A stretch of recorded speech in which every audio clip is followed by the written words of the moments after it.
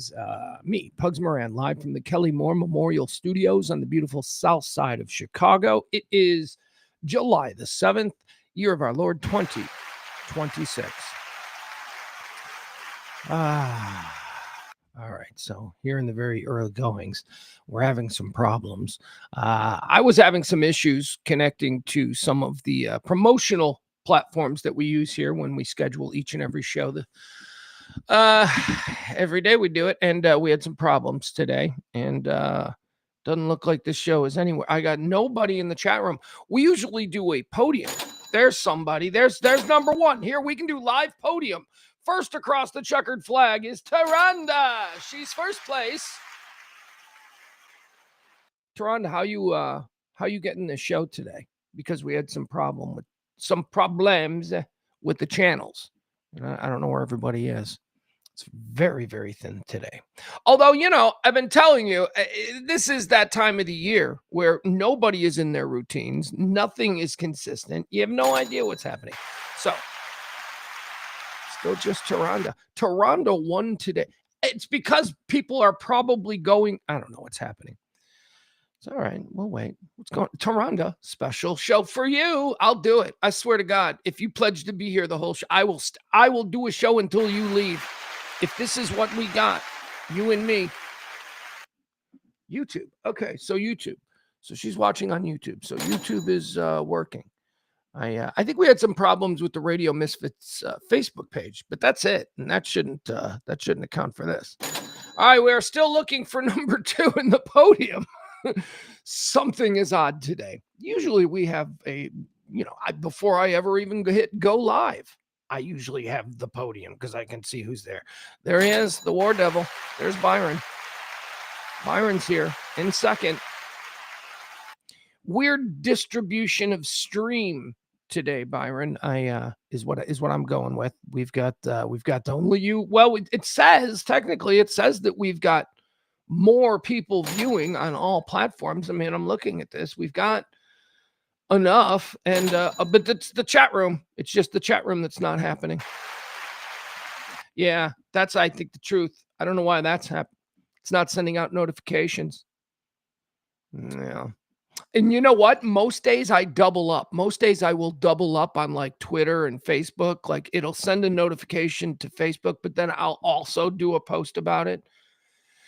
Today I didn't do that. And usually it's a redundancy thing, but today I didn't do the redundancy. And guess what? It's the day the redundancy was probably needed. Taronda says, for some reason, I no longer get the YouTube notifications. Yeah, we're going to have to take a deep, hard look about what I'm doing here. And what that means when I say that, it means I need to learn. I need to really learn now instead of just knowing little bits here and there. I need to really learn what's happening here. Taronda has to go search for the show. Well, that's certainly not good. All right, look at this. April's day drinking. Still watching Messi. She's still, look, for most real Americans, April, the World Cup ended last night, okay? Nobody cares about anything that happens going forward. We got, we'll get into this. Aaron's going to talk to us. We're going to do a little post-mortem, if you will, on last night's World Cup game. Because I got questions. Okay, not so much questions. I have criticisms. She's day drinking. That's okay. Yeah, day drinking and rich drinking. What was the line yesterday? My son and I were watching some 30 Rocks, and Jack Donaghy had a great line about day drinking. They were out to lunch with a bunch of fancy big wigs, big corporate types, and it was Lemon. If you're familiar with 30 Rock, it was Lemon and Donaghy. So it's Tina Fey and Alec Baldwin. And Tina says, I think I'm a little drunk. And Alec Baldwin turns to her and says, well, you're either day drunk or rich drunk. Either way, it's legal to drive.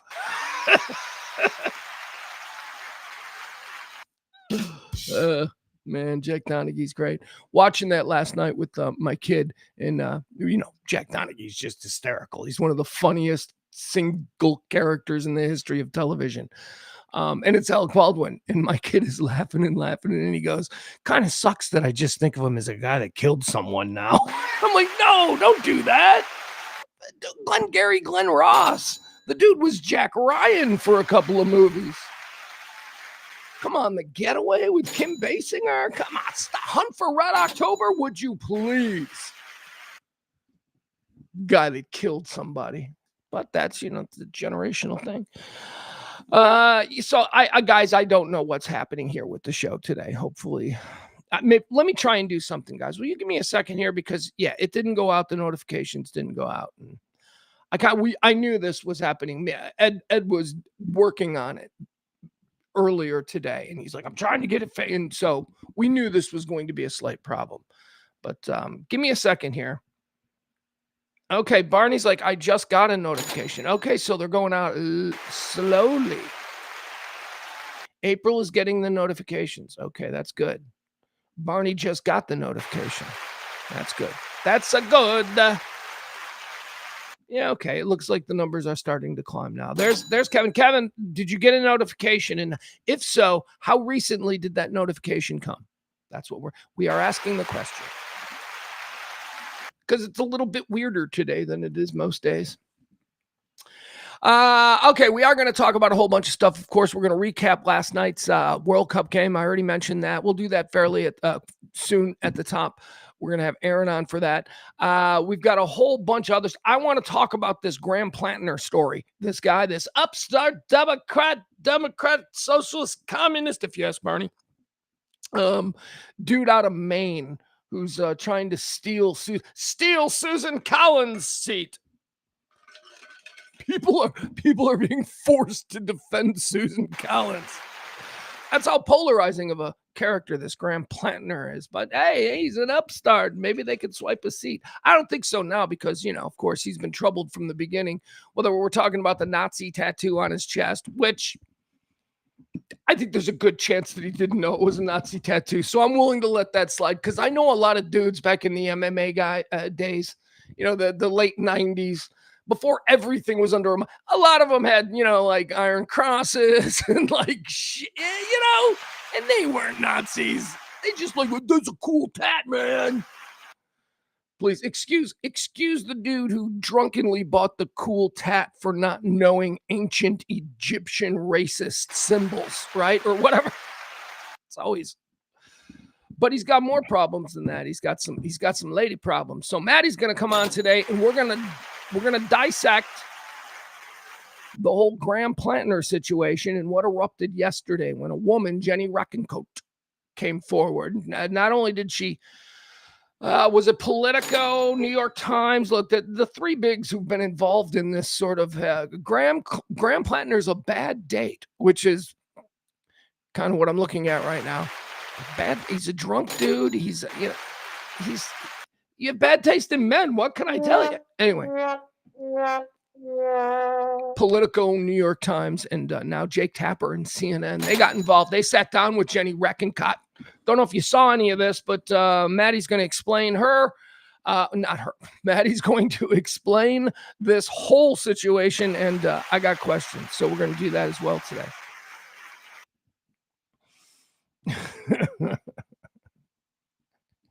Byron, I have 3 tribal tattoos and 0 native blood. Do you know what it means? Do you know, do you understand the symbolism? Are you deeply moved, or were you just like, "Man, I'm kind of fucked up. It's 1999. That looks awesome."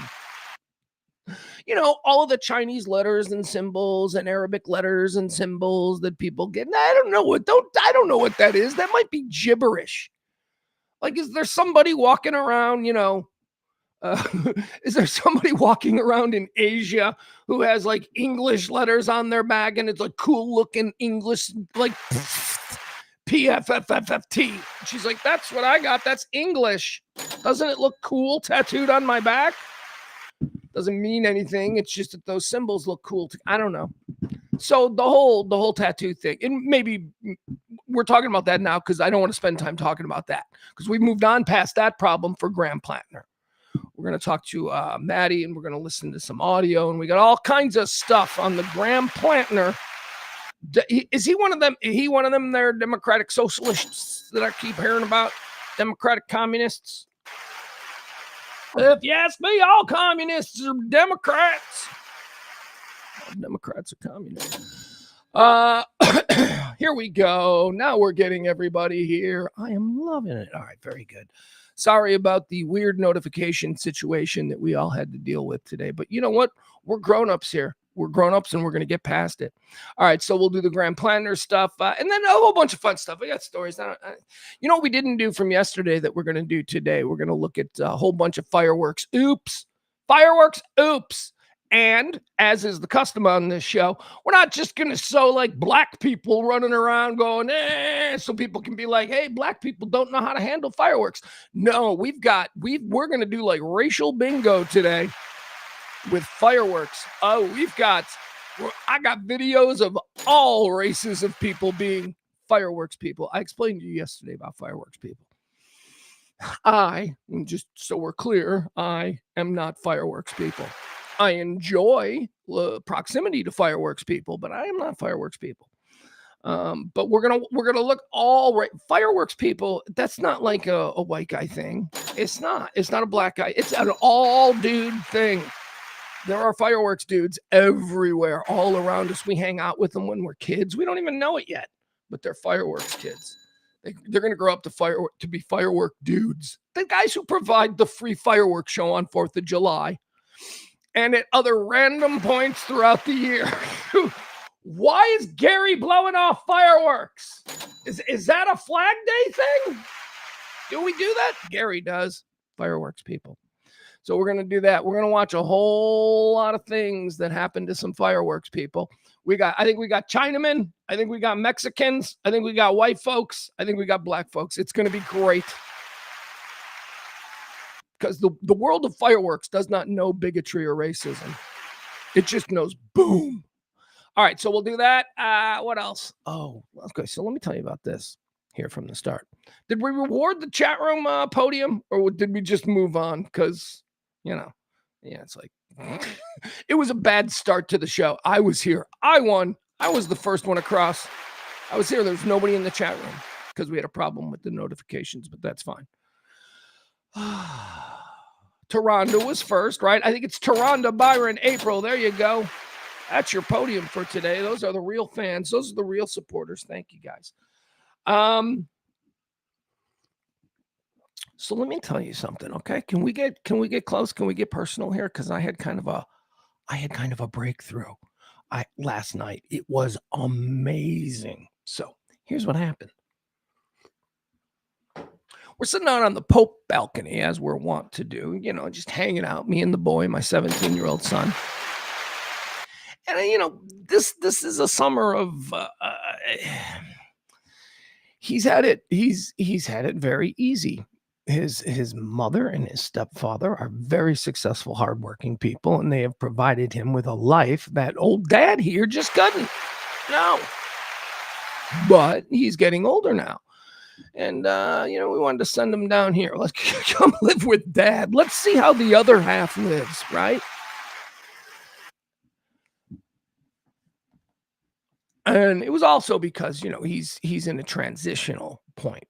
All kids are, right? All teenagers, when they get to this stage, are. So I just, cracking the code of your teenager. That's what this was about. I'm trying to crack the code. I'm trying to.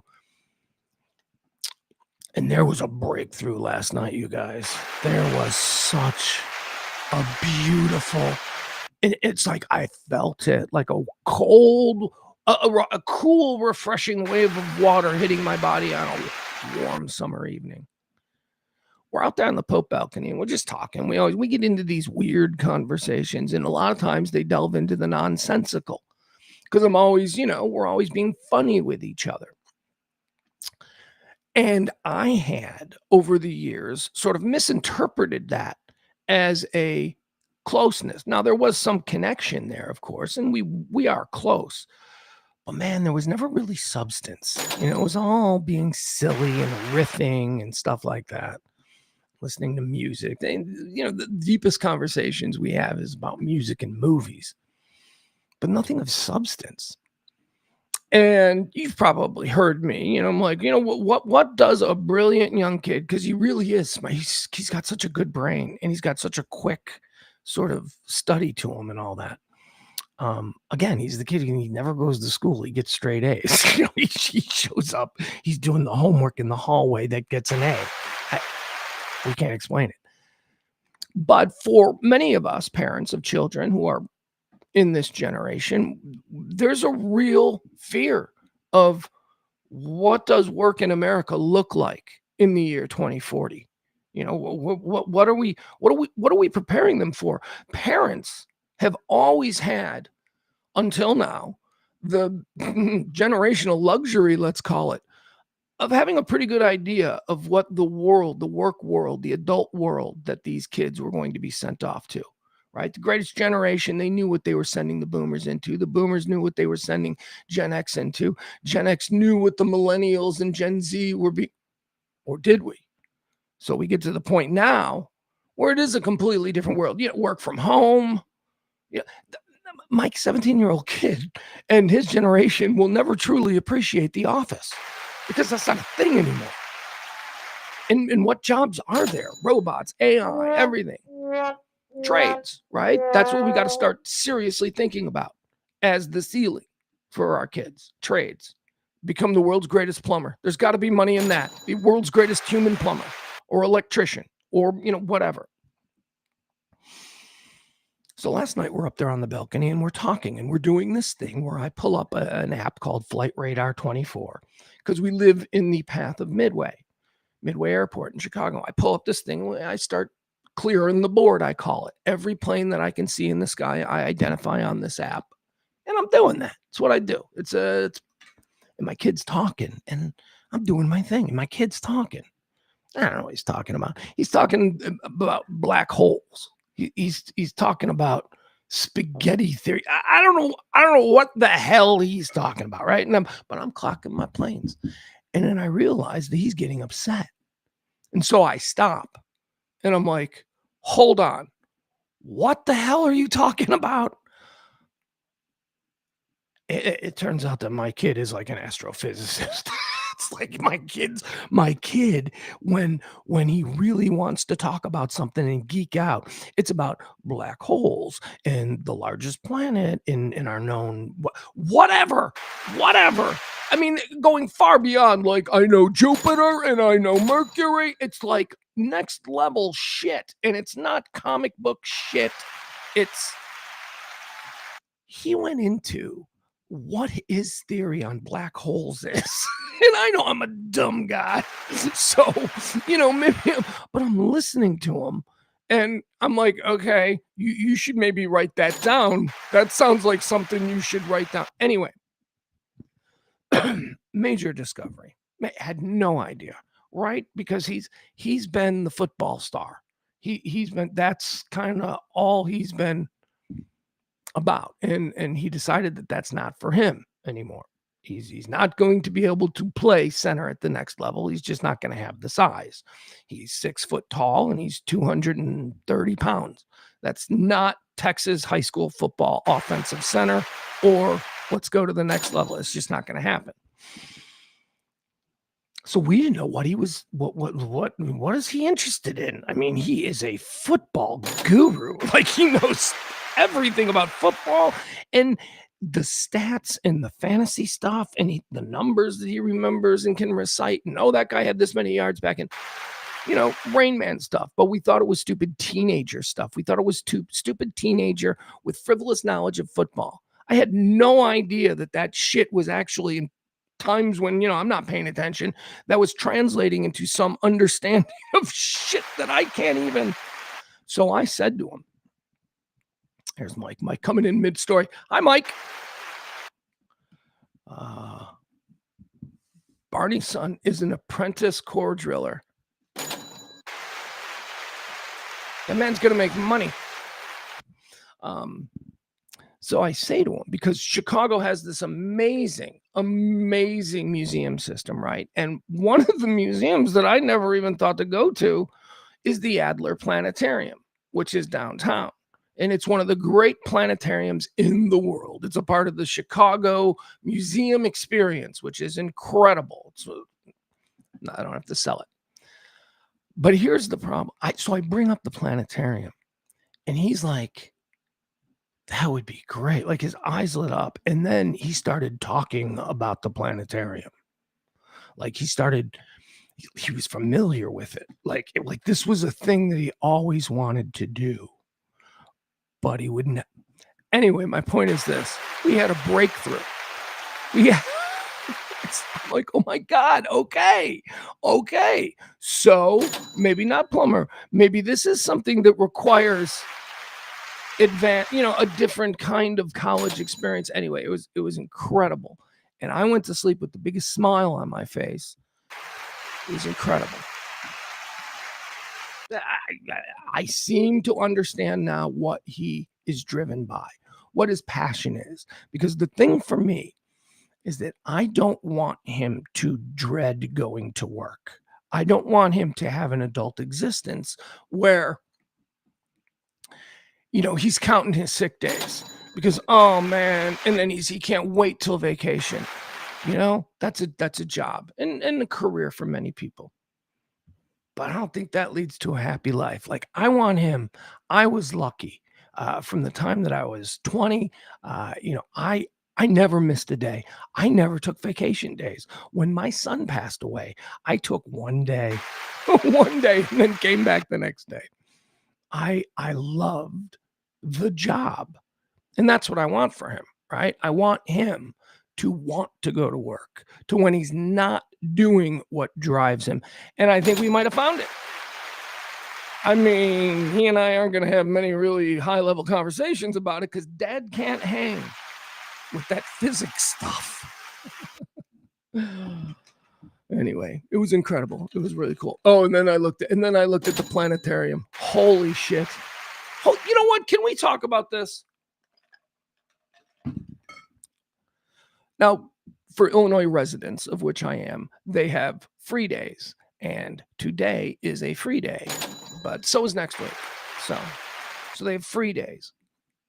But that doesn't get you anything. That just gets you in the door of the planetarium to just look at like the little displays. People go to the planetarium for the sky view experience. You know what I mean? The upsells that they do at all of these things. Now, the Adler Planetarium charges $25, right? $25 for an adult.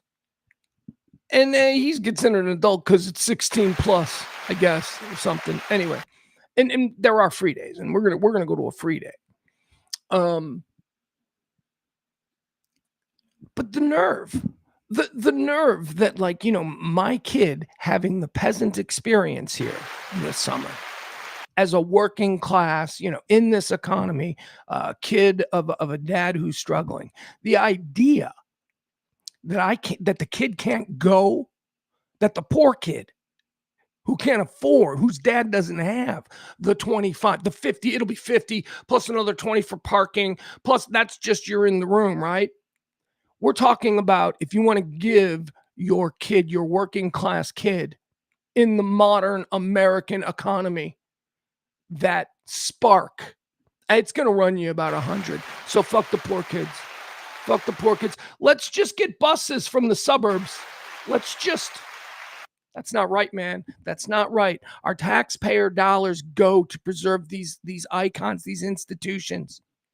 And then they charge $25. And how do they justify it? Well, once a week, we let you come inside for nothing if you're an Illinois resident.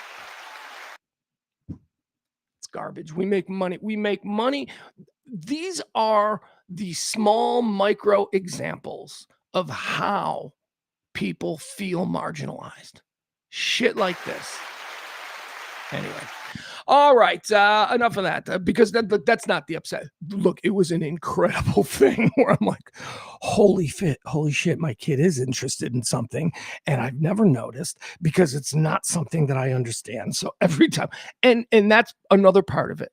Like, I'm now putting shit together. I'm like, oh, that's what he meant when he said blah, blah, blah. It's incredible. All right. Let's see. Let's move forward here. What do we got? What are we going to do? Let's talk to Aaron. Let's do that. I told Aaron that I'd call him between 12 and 12:30.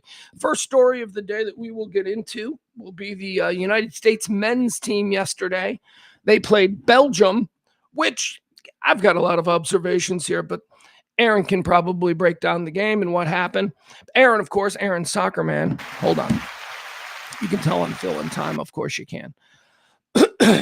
Let's see. Here he is. All right, we're going to cold call him. Usually I like to give him a little. All right. There we go. I think that's a good level.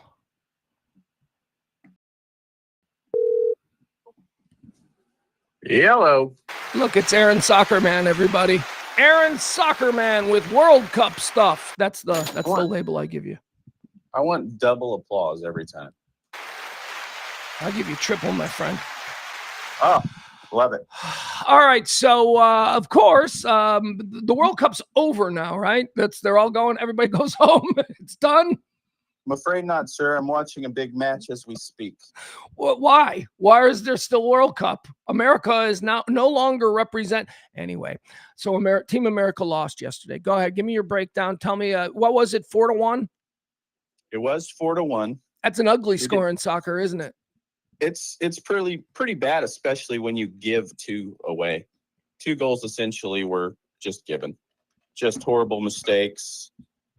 Team didn't show up, didn't play well, didn't play like they have the whole tournament. I mean, you can make excuses all you want, but they have to figure out why that happened and fix it. It's just embarrassment. Okay, observation number 1. The let's call him head coach because I don't have the terminology down. The head coach of the United States men's team looks like if Tom Cruise and Russell Crowe merged. Who is that guy? You're not the first to say that. He is an Argentine. He's a great coach, but he definitely got out-coached last night. All right, wait a second. Hold on. My observation is what I'm more interested in. So that's something that other people have said, that he looks like Russell Crowe and Tom Cruise. All over X, and it's like a Timu Russell Crowe. Russell Crowe, if he lost the Gladiator, the he does. He looks. That's not my observation. That was my kid's observation, and he goes, "That guy looks like Russell Crowe and Tom Cruise." All right, so let's forget about him. What happened? You said just bad defense. Is that? Well, they made a bunch of mistakes. It was a bad game plan. That's on the coach. The effort was all on the players. It just really seemed like the game was too big for them.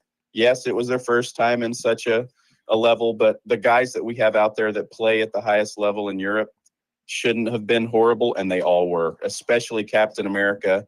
U.S. soccer pundits, including myself, are totally disappointed with Christian Pulisic. He's Captain America. He did get hammered pretty hard and was hurt, but he subbed himself out.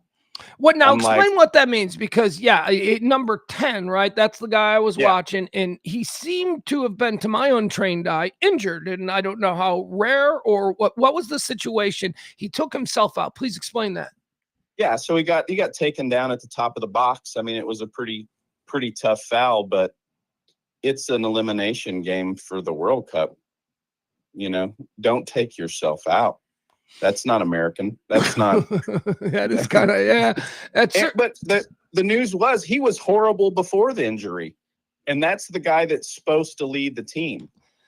Now I say that, and I'm watching as we speak Argentina down 2 to Egypt, a team that they should have no problem with. They're losing, and Messi, arguably the greatest soccer player of all time, is not playing up to his level. He already missed a penalty kick, which is unheard of. Oh, hold on. Let me stop you here just for a second, because now I'm interested. Arguably the greatest soccer player of all time. Who do you, Aaron Soccer Man, believe is the single greatest soccer player of all time? Who's the Michael Jordan of soccer? I mean, in my era, I would say it was Pelé. Okay. Yeah. And That's like a saying lot of Babe that Ruth or is, Muhammad Ali, right? yeah, it's same. It's the Babe Ruth argument. Like if he played today, could he keep up? I mean, granted, he wasn't a big fat guy, but he was exceptionally better compared to everyone else. And then you have Ronaldo now and Messi argument. That's the biggest argument, and that's kind of LeBron, Michael Jordan, or Kobe, No, Michael Jordan argument. That's not an argument. It's Kobe and LeBron. That's the argument. Okay, move on. Okay, I got you. So, all of the host countries are eliminated, right? Mexico, Canada, America. We're all done. As we call them, come. Come? What? Canada, United States, Mexico. Oh, I got you. There you go. That's what got you the big ESPN3 contract right there. It is. That kind of stuff. So everybody's eliminated. That doesn't change anything, right? We all just have to sit here and watch. Oh, I have a question for you. Okay. So what my untrained eye, I'm watching the game, and first of all right, it's taken me years, but I can get past the fact that the clock counts up. Okay, up to what? Up to what? This is not inviting people who don't know the sport to learn the sport. You got to tell us what it's counting up to. Okay, I got over that. I understand that it's 90. But then at the end of it, they're like, oh, but also, can you explain that to me? What is why does just when you get to like 89.50 or whatever, all of a sudden there's like 7 more minutes just randomly added? My kid said that's Trump. My kid goes, Trump did that. Thank President Trump. No, it's always been that way, and it's to eliminate people wasting time, kicking the ball out. Who decides it though? It seems so random a number. Now it's done by the VAR assistants. All those refs that are in the sky tower. They're basically counting the extra time. Feels like we could have something like we have now with balls and strikes in baseball, where we could have a computer that would do it. I don't know. I just, people. Essentially, I think it is a computer that's doing it. It's got to be AI at this point. I mean, they have a chip in the ball these days. Like they know if the ball's out or in based off the chip. They know if it's touched based off the chip. So surely if balls are leaving the pitch or guys are taking too long or a guy gets hurt. I mean, you think about it. A guy pretends to get hurt and lays on the ground writhing for 5 minutes. That's not fair in the game of play. Now, they don't have a stop clock. That would be the difference. That's the American way, right? If the guy goes down, they would just stop the clock. So they don't stop the clock, but they just add that time on later. It annoys a lot of people. Sometimes you feel like it's too subjective, and then like Mexico the other day versus England gets 11 extra minutes. It probably should have been 6. Yeah. Sounds like the cartel had a little money on the game or something. I don't know. It was interesting how you said the American way, because that's another sort of observation that me and my son had while watching the game last night, which is we're sitting there and I don't know, we're like 20 minutes, uninterrupted ball going up and down. And I said to him, I go, oh, this is why there's no Monday night soccer. There's no timeouts. There's no commercial breaks. How do you do commercials in soccer? So they built in the hydration break for this tournament. Hold on, time out. More money. All right, so that you just answered my next question. So, because I watched the hydration break pop up, and I go, why, I've never seen this before. And then I thought, oh, this is how Peacock or Fox or whatever gets their commercials in. So that was just created for this event? Yeah, so there is a hydration break rule for international soccer, but it is, I believe, over 85 or 90 degrees at start time. They'll give a hydration break. But that's not the case in these indoor stadiums. But then the way they got around that is they said, well, every team needs fair playing field. So every game's going to have 2 set hydration breaks, 1 in each half, which is a total scam so that they can have commercials. Yeah, I mean, and I'm thinking, where was the game yesterday? In Seattle? I actually Googled, I said, what's the temperature in Seattle? Because I thought it looked like a nice, cool evening where, you didn't have to overly concern yourself with such things. But okay. These are the most fit running athletes on the planet. They have no trouble playing 45 with extra time, 50 minutes, a half, and taking a break. They're not tired. My son and I had that conversation as well, that these are some impressive thoroughbreds. And, maybe they're not as strong as a middle linebacker. Maybe they're not as quick twitch as a great hitting hitter is, but they're fast and they have cardio for days. And my son said they may not be able to fight, but they can run away from anybody. Yeah, you're not going to catch them. They won't tire out. Right. Which I thought was funny. Yeah, no, impressive, man. I'm tired watching people play soccer. Well, not you. That's why you're the goalie, right? That was your game plan from the beginning. You saw them running and you were like, nah, not for me, fam. Well, my fat, long-haired discount Tony Mioli looking ass in the goal. When I turned 13 or 14, I was just too slow. That's the reality. And they put me back there, they're like, well, you're done running. I said, well, okay. All whatever. Right, let's wrap this up. So who's going to win this whole thing? Where are we sitting now?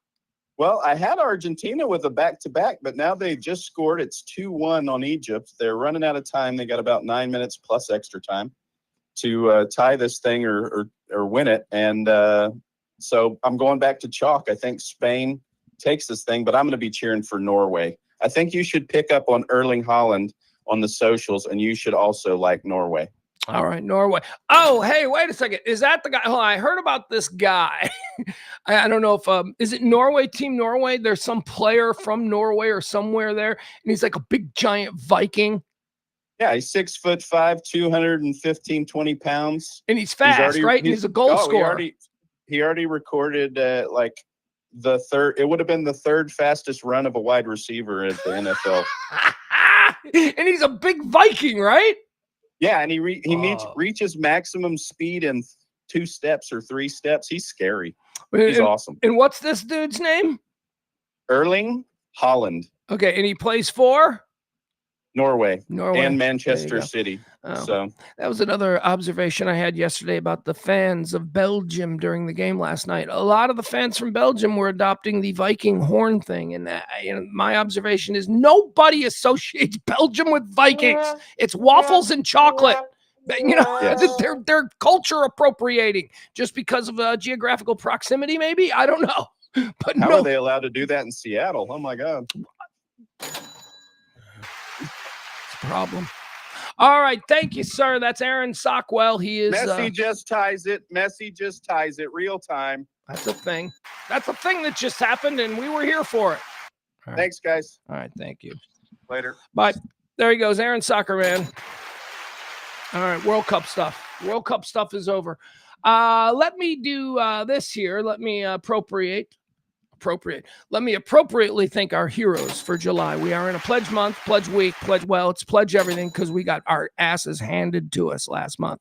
So please join Maddie, Peter, Barney, Mike D, and Leslie C up here on the Wall of Fame for July. Those are the people who have thus far supported this show in our month of need. And this is truly our month of need. So please add your name by simply dropping a little something there in the Venmo or the Cash App. That's how we supply you with the kind of talk radio that you can't find anywhere else.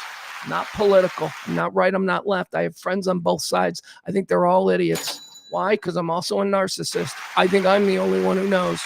And we do it here every day. So please help us. Help us. Help you. Help, I don't know, whatever. There's probably something I could have said there. I don't know what that meant with Messi, but something good happened. Okay, there you go. Something good happened for Messi, who, as we learned in that conversation with Aaron Sockwell, that he's in the argument for greatest of all time. I wouldn't know. I got to be honest. I don't know that what I watched last night would compel me to, be excited about it in the future. However, and I was thinking about this while watching it, I'm like, when they were down 2-1 or 3-1 or whatever, I said it was like 75 minutes in, and I go, if they get to 80 minutes and they're still down 2, this is over. But then I said, But if they somehow win this game on a Monday night on Fox National TV during these polarizing times, this could be like a Miracle on Ice moment. The team that brought us all together. I was like, this could be the moment where soccer changes in America the way hockey did. Hockey broke out of its real regional, hockey was an Rust Belt, northern, cold weather sport. Nobody would have ever put a hockey team in Dallas or Atlanta or Charlotte or Tampa or Florida or wherever. I don't even know where they have teams now because it's inscrutable. But it was Miracle on Ice. It was the entire country. People in California watching ice hockey. They never watched ice hockey in California. It was that sort of went, oh, this might be something that I mentioned. And hockey grew. Hockey grew exponentially in the years following that. We saw expansion into areas that you never thought. Can't help but imagine that could have been that moment for men's soccer here in America. And it wasn't. And it wasn't. And that sucks. But hey, man, I don't know. Aaron's the expert. He's like, it's on the players, whatever, man. Good job, guys. I don't know what I'm watching, but you guys are probably tired. The Belgian team did this. The Belgian team, they had a little bit of a, where is it? Here you go. This is the Belgian team. Class. Well, what do you want? Come on. This is how they do it. Belgian team mocked President Trump there in the locker room with a little rendition of YMCA. Yeah. Well, the internet's acting a little bit squirrely today, but there they have. Can't even make it big. That's what I said to her. Right, let's see if this will work. Yeah, here you go. Nope. What's going on with our... Well, if we can't play videos today, it is going to be a short show. All right. I'm having a problem with this video. So let's see if this one works better.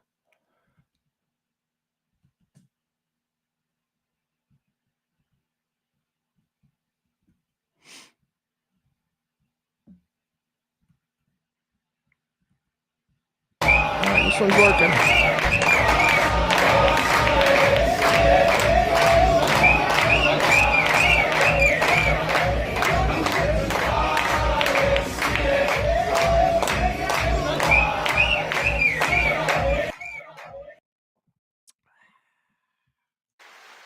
I don't like being mocked.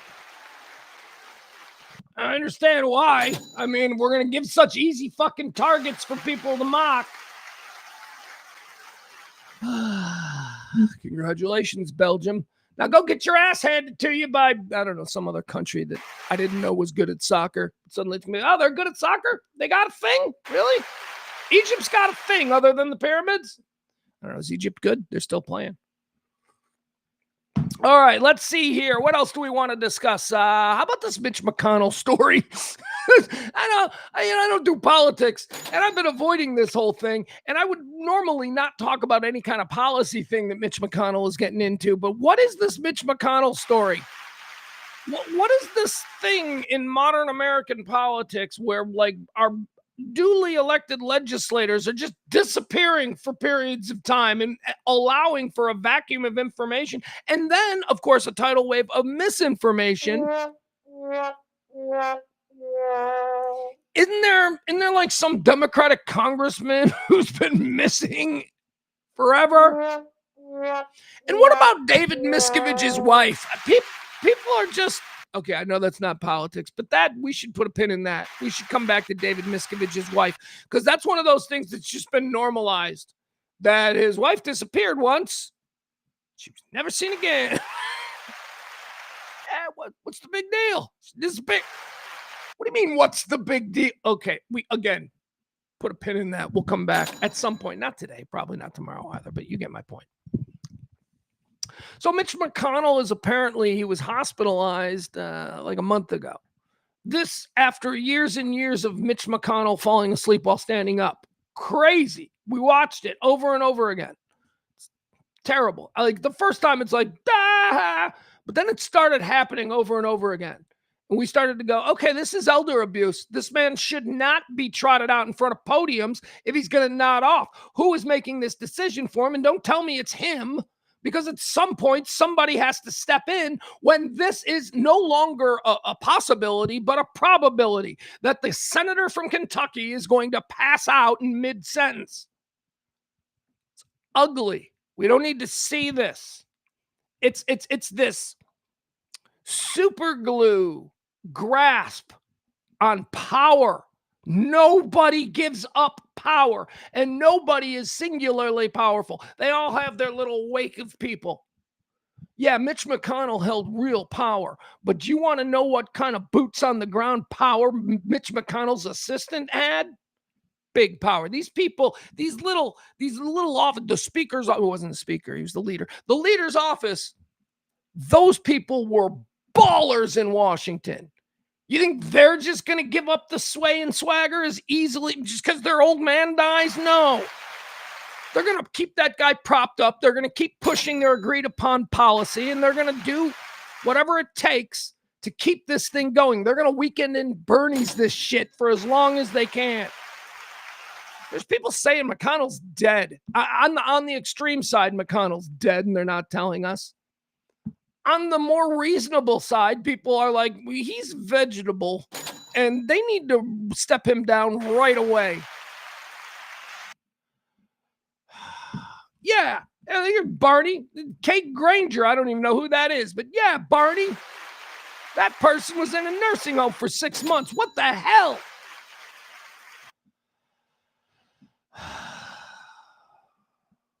Who's the guy? Who's it's like some East Coast. I think it's an East Coast Democrat. Who's like a congressman and he's been missing forever. It's like a drug rehab or something. I don't know. All right. So Mitch McConnell, here we go. Let's tell you, let's give you the little update here.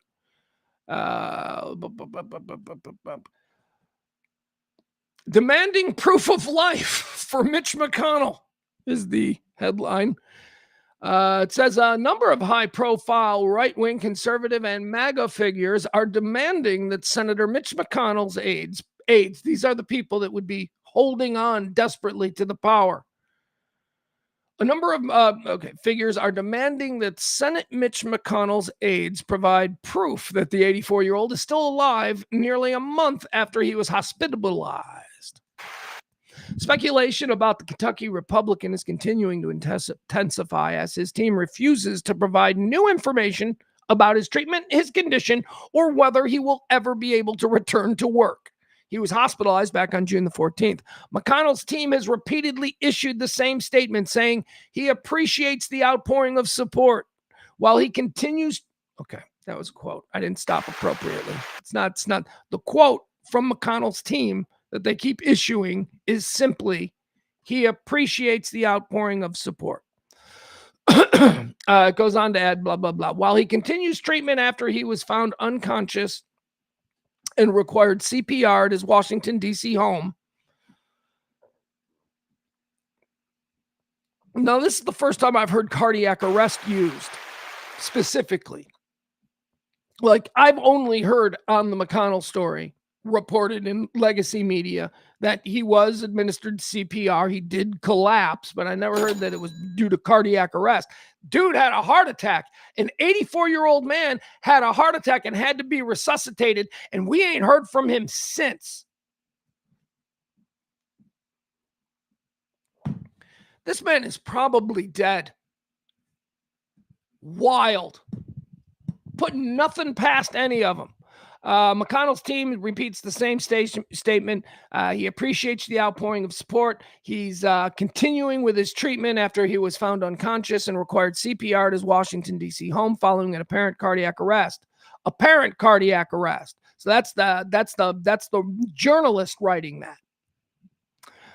The mystery surrounding the seriousness of McConnell's condition escalated after it emerged that the senator's wife, former Labor Secretary Elaine Chao, 73, had traveled to Beijing and met with Chinese Vice President Han Zhang 3 days after McConnell's hospitalization. And then a bunch of crazies like Laura Loomer. We're not going to get into all that stuff. But okay, so he drops dead, we believe, and then she goes to China. All right, bunch of shit here. She might be going to China to find some Chinese cure for whatever it is that ails the love of her life. I mean, I don't know. I have no clue. You don't either. And I'll tell you, Laura Loomer don't know what she went to Chinese for. I don't know. How about for a high school reunion? Isn't she Chinese to begin with? Elaine Chow? I don't know. Anyway, but they're saying that because she went to China, that somehow proves that he's one, dead, and two, she's a Chinese spy, which it's a bit of a leap. Let's see here. Marjorie Taylor Greene. That's right. Remember when Marjorie Taylor Greene was crazy? And now the whole world has kind of moved to the same crazy place that she is, and we didn't even notice, but now she's reasonable. Listen, Here's Marjorie Taylor Greene on the whole Mitch McConnell situation. TMZ DC. I want to get your thoughts on the Mitch McConnell situation. He's been hospitalized for weeks. Other than that, we don't really know what's going on. What do you think about it? What do you think? I think it's extremely serious, and I'd like to say shame on the Republican Party for just basically staying silent while such a powerful Republican senator is basically laying in a hospital like a vegetable. And his wife flew to China and met with the vice president of China just days after he basically died. They brought him back with CPR and took him to the hospital. Basically died. I mean, right after he basically died. Fuck, basically died. That's she's totally being hyperbolic. She's trying to make sure that people understand that this really basically died, guys. But flew to China and met with the vice president of China just days after he basically died. They brought him back with CPR and took him to the hospital. But you know what? It doesn't surprise me from the establishment because this is what they support. They support people holding on to power until they're practically dead or do die in office. And this is why the state of our country is so pathetic. So you want Republican senators and leadership to Man, even a blind squirrel, she is absolutely right there. I don't know about the other stuff, whatever. But she is absolutely right when she says what they will do to hold on to power. They will weekend at Bernie's this guy.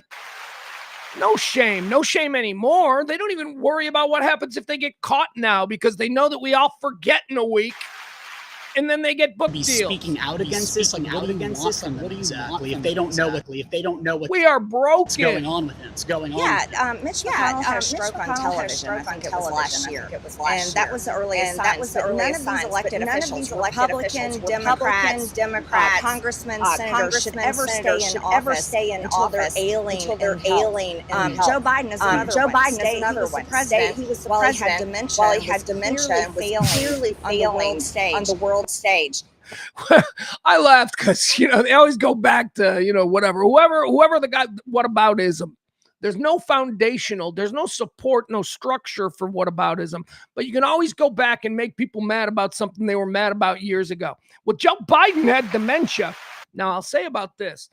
I believe that Joe I believe that there was something wrong with Joe Biden now. I do believe that there was something wrong. I don't know that it's to the extent that we can just say he had dementia, but there was something wrong with Joe Biden.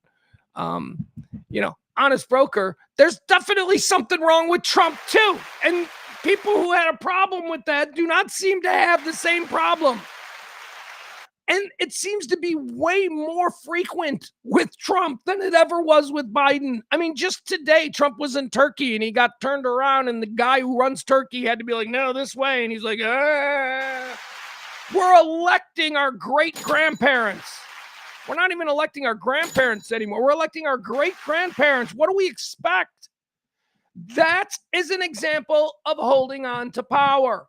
Old people will hold on to, but they will grip that super glue all over their hand. And then they grip onto that power. You got to cut their hands off. Marjorie Taylor Greene is nuts. And maybe I am too. No, shame on every single person in Washington, D.C. that doesn't call this out and demand that Mitch McConnell's family step up and announce his resignation and take care of their family member. Because there needs to be a new election held in Kentucky where they can have a functioning person serve as a senator. And then also, I want to call this out. This really irritates me. The Republican Party is all campaigning against communism right now. What about Elaine Chao? Elaine Chao flew to China and met with the vice president after Mitch McConnell died and went to the hospital. So when are we going to call out a possible? What does that mean? Okay, Elaine Chao's a communist. What does that mean? What? Mitch McConnell's a half-dead senator. Mitch McConnell's been around forever. They've been married for quite a while. She was labor secretary, right? Didn't Trump make her labor secretary? So Trump made a communist a labor secretary. Then he fired her when he found out she was a labor secretary. Communist Chinese spy, right there. You're calling his wife a possible Chinese spy. Yes, 100%. Yeah. What woman? There you go. All right. She's done the pedophile thing. Everybody was a pedophile before now, and I think this is going to be, we'll see. We're already seeing it. Right? Everybody's a communist now again. Everybody's a communist like it's 1983. What are you, a communist? Yeah. No, I'm just fucking pissed that that the museum costs $25. But no, I'm not a communist. A museum that we pay for. I'm just pissed. Okay, what else do we have here? Okay, here's something. This is, you know what? Here's what we're going to do. We're going to do this, and then we'll,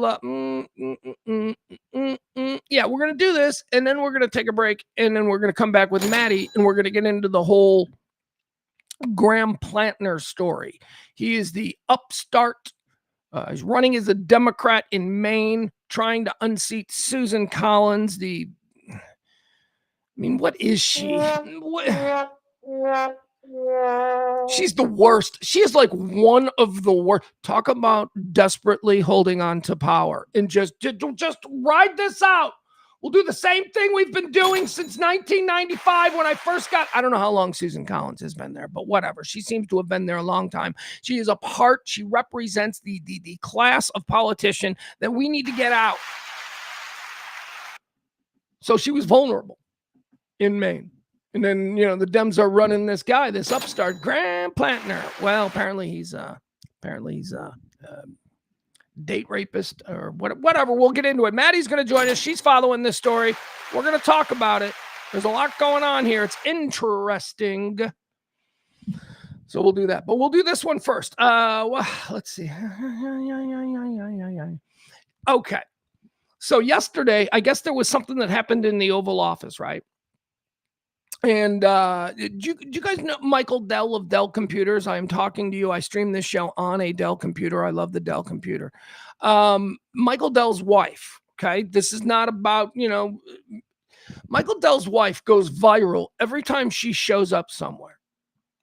And I know that she is emboldened by billions and billions of dollars of the Dell computer fortune and all that. So, at the end of the day, she doesn't have to let shit bother you. But this woman keeps going out in public, and every time she does, the entirety of the internet mocks her. She's a billionaire's wife, and she has obviously undergone plastic surgeries, right? So let me show you her. Here are some pictures of this. Is Susan Dell, okay? Michael Dell's wife. We're not going to spend a lot of time on this, but I wanted to mention it because yesterday I'm watching this and I'm thinking, I got thoughts on this. All right, so here is Susan Dell, okay? Now, you know how I feel about billionaires. I'm a very much eat the rich, right? I'm going to open up the South Side's biggest pitchfork and tiki torch emporium as soon as we get to that point. But here, okay, so on the left you have Susan Dell before, and then this is the new Susan Dell. This is that. she's so rich that nobody ever tells her no. And, she's deluded herself about, she was a beautiful woman, right? Look, this is a beautiful, sexy 1990s. I'm a girl on the go. She looks like an executive. That's very attractive. And she marries a billionaire. She probably abandoned her career. She became the chairman of multiple foundations, that kind of thing. That's her job now, where she's, not actually one of the workforce who is, sort of in step with the culture of the moment. No, she's now like this elevated princess overseeing the Dell Foundations, and nobody tells her no. So she hits 40. She's got a billionaire husband. She's like, I've got to stay beautiful. So she, has early, and I consider 40 early for plastic surgery. And I know my man Schwartz, one of the finest plastic surgeons in America. I know that he would have an issue with this, but what's good for his business is maybe not good for how I see society. Getting plastic surgery too early. And she kept going and and I'll show you some more. Look at this is, there they are. Look at this. Look at those two pictures. How is it that he hasn't changed at all? He looks almost exactly the same. And this woman has this. This is what she's settled on now. And she's a billionaire. And nobody says no to her. And when she says, do you think I need another tuck? Now, a lot of the stuff that I'm reading here is, what is Michael Dell thinking, man? Michael Dell's a billionaire. You know how many girlfriends and mistresses he's probably got? And I'm like, okay, maybe. And just judging from the way this woman looked before she went to the Riddler plastic surgeon, I think she's probably a pretty on the ball smart chick. Look at this girl on the left here. This girl on the left here knows when her man is straying. The girl on the left here knows. So maybe he is. Maybe he does have a harem of, 20-year-old girls somewhere. Hell, maybe they're younger. Although I don't know. Was Dell involved at all in Epstein? Wouldn't be surprised. He owns the computers. So he's probably got a button that can delete everything that he's involved in. Just one button. He's the only guy in the world that has it. Anyone who's got a Dell computer, boom, he can hit that and do what he wants. But back to the story. So maybe that's their relationship. Maybe it doesn't matter. Maybe Michael Dell is out there having he doesn't even have to worry about his wife finding out because he's a billionaire and he gets to have sex with whatever he wants. So maybe that's it. Maybe, and here's the one. This is the one I wanted to mention, and I got no love for these people. He's a billionaire. I like his computers. He makes a decent product. Maybe he loves her, because the conversation being, what is this guy's going to dump her? She has another plastic surgery, and it's going to be the largest divorce settlement in history, stuff like that. And I'm like, maybe he loves her. It is so... There's no nuance, of course, in social media because everything is on the nose so that the stupids don't miss it. But I look at these two and I'm like, look at the couple on the left. That dude loves her. That dude, the picture on the left, or at least my left, I don't know what is yours. I don't know. I get confused by these things. That guy loves her. And okay, so she's aging poorly. She's panicking a little. She has, multiple plastic surgeons on speed dial because her last name is Dell, for crying out loud. I just think I think that people making fun of her, I think some of them are going over the line. I think that it's quite obvious that she has gone too far. I don't know that she is a horrid, provocative personality that is even deserving of these sort of awful barbs. Unlike Laura Loomer, right? Laura Loomer, she looks like Jigsaw, right? From whatever. What was that? Jigsaw?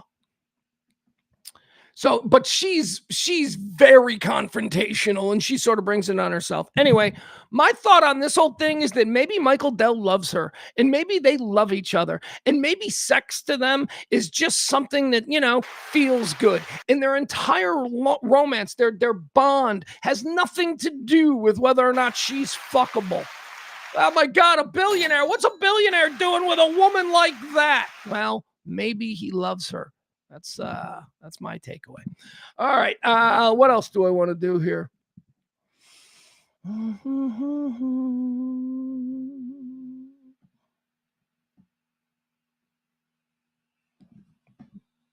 The echo. Oh my God. Was I playing a video and there was echo? I am so sorry. I don't know. I didn't turn down when I have a caller on, I have to turn down their microphone if I ever want to play any kind of a video. So I apologize.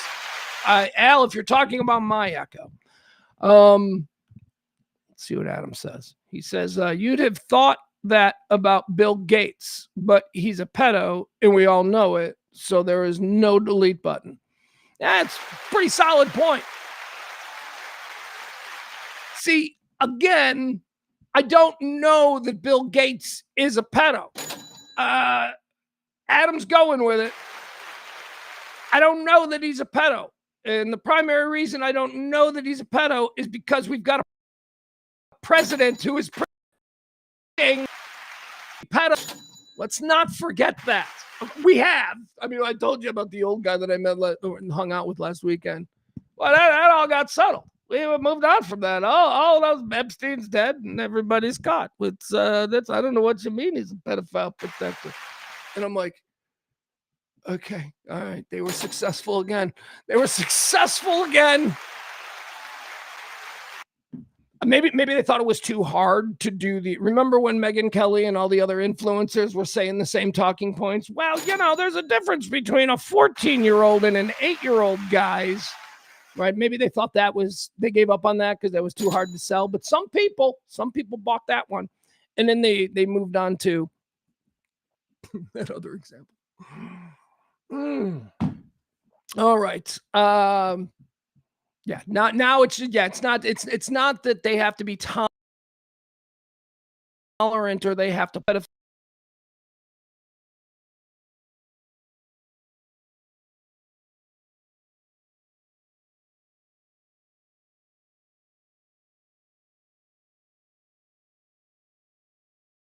Clinton. I hate him, pedophile. As far as I know. All right. Yeah, we don't need to do that. Here, we'll do this. All right, this is fun. This is a fun one. I think this is the one where, this is a companion piece. This is where we saw Mrs. Dell yesterday, and people freaked out. This is what started the Dell thing. I want to talk about what President Trump said here, because that's funny too, because he's so petty. This means something to him. This should mean nothing to a statesman. This should mean nothing to a person who is actually busy with, trying to fix everything that's wrong with this country first, as was promised. And then, if there's time, the rest of the world. But no, this is the shit that means something to this petty narcissist. Hysterical. Let's listen. Here we go. Oh, it's not playing. It was announced about 2 days ago. The new numbers just came out. You know who the number one person in TikTok is by far? Trump. First of all, you know who the number one person in TikTok is by far? All right, here's Trump, me. Trump, me. I just got you know who the Hold on, but first here's Michael Dell, the computer guy, and this is his wife. This is the press conference from yesterday, or maybe it was the day before, that started the whole Michael Dell's wife phenomena again every couple of months. Every time she comes out, she's like Punxsutawney Phil. Every time she comes out, everybody's like, look at her. Did she see her shadow? About 2 days ago, the new numbers just came out. You know who the number one person in TikTok is by far? Trump, me. I just got all right, technically not a lie. I mean, we don't know what TikTok is, so maybe he is. Maybe Trump is the number one. That's like a version of TikTok. Oh my God. Maybe that's what they did. Maybe they created a version of TikTok on Trump's phone for him, and they call it TikTok. He goes to TikTok. He thinks he's number one on TikTok, but in reality, they just don't want him fucking posting shit on TikTok. So he's confused because, again, he's Mitch McConnell age. He's confused, and he's out there bragging now about how he's number one on TikTok. This is beautiful. TikTok. It was announced about 2 days ago, the new numbers just came out. You know who the number one person in TikTok is by far? Trump, me. I just got, I'm number one. Like Taylor Swift was number 11. I'm number one. He's got specifics on some made-up thing that is nowhere nearly true. I mean, it's very well, number one in the top 100 on TikTok. It's all very well-known stuff. So what is he talking about? And, you know, people, he's lying again. Well, okay, whatever. Of course he lies. He can't help but lie, especially if it somehow aggrandizes him. That's just a reflex. He can't. It's not that he's lying. It's that he's wrong and that he believes the information that was told him that is wrong because he so desperately needs to feel big time. That's the problem. That's the problem. You think it just stops with TikTok, or do you think he only accepts the information from generals that he wants to hear? And that's why generals have been getting the boot in the ass for the last year since he took over. This is crazy. He's nowhere near number one on TikTok. This is stupid.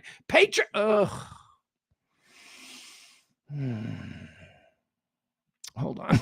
Hold on. I think I actually have this. Yeah, I do. Okay, so here, there are community notes there on that that'll explain it. But I did the AI footwork myself. So I'd like to. Donald Trump's claim that he is the number one person on TikTok, or TikTok, as he claimed, is false.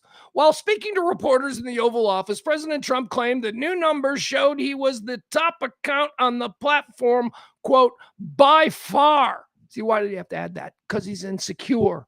Because you have given your love and devotion to a very insecure and stupid man. You have done this. All right, by far, number one by far. Why is he even saying this? Why is the president interested in this? Why is the president saying this? Why is he lying? Again, I don't know that at this point he's lying. I believe he's just apt to hear and repeat misinformation. Talking about the people desperate to hold on to power that are surrounding Mitch McConnell, same damn thing is happening in the Oval Office. If you don't think he's being almost entirely controlled by the likes of Stephen Miller, and don't even get me about Susie Wiles, I think she's been marginalized. I think that there is a cabal of infiltrators who are managing the puppet strings. This guy's always asleep. Somebody's got to wake him up and tell him what to say. And I'm saying that's Stephen Miller. Donald Trump's claim that he's number one on TikTok, or TikTok, as he claimed, while speaking to reporters in the Oval Office, is false. Trump claimed new numbers showed he was the top account on the platform by far, and then compared himself to Taylor Swift. However, official TikTok platform data shows that Trump is nowhere near the top spot. He likely confused his individual follow count with total all-time views on hashtags that are associated with his name, which means he's trying to take credit for people like me who have posted Trump sucks. He's like, Trump, that's one for me. Number one. I mean, is it even a question that the president of the United States is one of the most mentioned and talked about people in the world? No. But he's presenting it like it's a popularity contest, and it's not. It's not. And that's the deception. That's the always selling, always be closing. It's a constant deception that, hey, if you're not with me, then you're not with the guy who's number one on TikTok. That's what he needs. Donald Trump's personal account at Real Donald Trump has 16.6 million followers on TikTok, or is it TikTok? Taylor Swift has 33.5 million, just to compare the two. So Taylor Swift's got almost twice as many. The actual top accounts on TikTok, who do you think is number one? No, don't even think. Don't even think, because it's nobody you know. Number one on TikTok with 100. Remember, Trump has how many? 12, 16. What does he got? 16. Trump's got 16. Trump's got 16.6 million people. Okay. And he's claiming he's number one on TikTok. Number one on TikTok has 162 million followers, and it's Cabby Lame. Yeah, I don't know, silent comedy and life hack reactions. No idea who Cabby Lame is, but he's 162.3 million to Trump's 16. Number two is Charlie D'Amello. I've heard of her. I think she was, I don't know who she is. And she a girl? She's got 160 million. Mr. Beast is number three with just about 130 million TikTok followers. Bella Porch, she does music and lip syncing. She's got 92 million. Addison Rae, that sounds like a porn star. That's a porn star name. Addison Rae, she's got 88 million. Willie Salim, he has 86 million. Trump he's got 16 million, okay? So why he felt the need to do that, I was going to say I will never know, but we know. It's just, beating a dead horse at this point. All right, here's what I want to do. I want to take a quick break. It's got a little bit. April's got a little bit of news for us. That Kwame Lame or Lame or whatever, I don't know, says he's a black Charlie Chaplin dude. Oh my God. He's the most popular guy on TikTok. If you had walked into a Hollywood movie office, pitch meeting 15 years ago, and you went, I got this kid, he's a black Charlie Chaplin dude, they'd have laughed you out of the office. Proving yet again, nobody knows anything about nothing. We're all just surfing this bitch. We're all trying to stay on our boards. All right, quick break. One more time, thank you to the July heroes. We did not have any heroes supporting the show yesterday. That hurts. So thank you so far to our July heroes, Maddie, Peter, Barney, Mikey D, and Leslie C. Thank you, guys. Please drop a little something and help support this kind of talk radio every day at noon, because life is expensive and the economy sucks. And we do this non-political, non-partisan, just regular guy, working class attitude talk because it doesn't exist anywhere else. So please help support that effort. Unless not. And that's how we learn. That's how I go, oh, that's why it doesn't work anywhere else, because nobody cares. All right, we'll take a quick break. And when we come back, we're going to talk to Maddie, and we're going to get into this whole Graham Platner situation. He's the guy running for Senate out there in Maine. He's got a whole bunch of nonsense happening around him. So we'll get into that. Giving interviews, women coming out of the woodwork. Maddie will join us with that. All right, back in a minute. Let me get some coffee, go to the bathroom, and then Maddie and Graham Platner and that whole thing. We're gonna break it down. Back after this.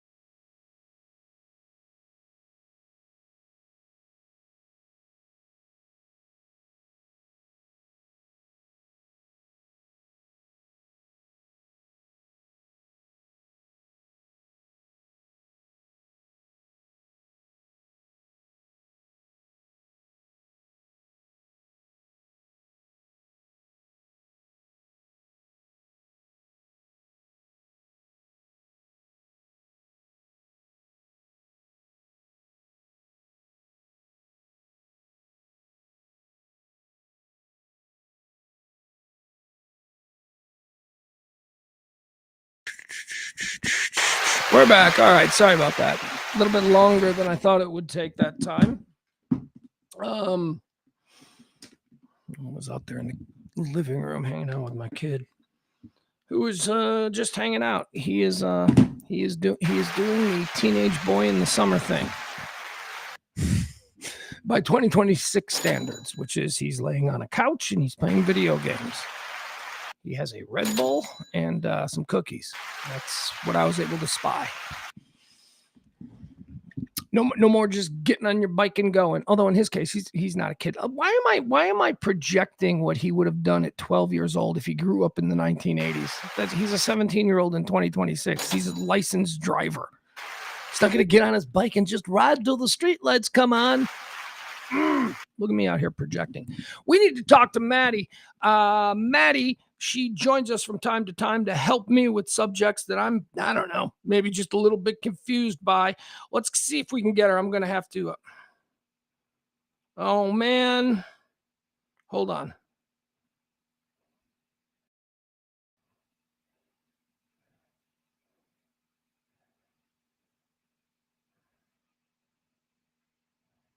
Hold on, guys. Sorry, I just got a text. I need to.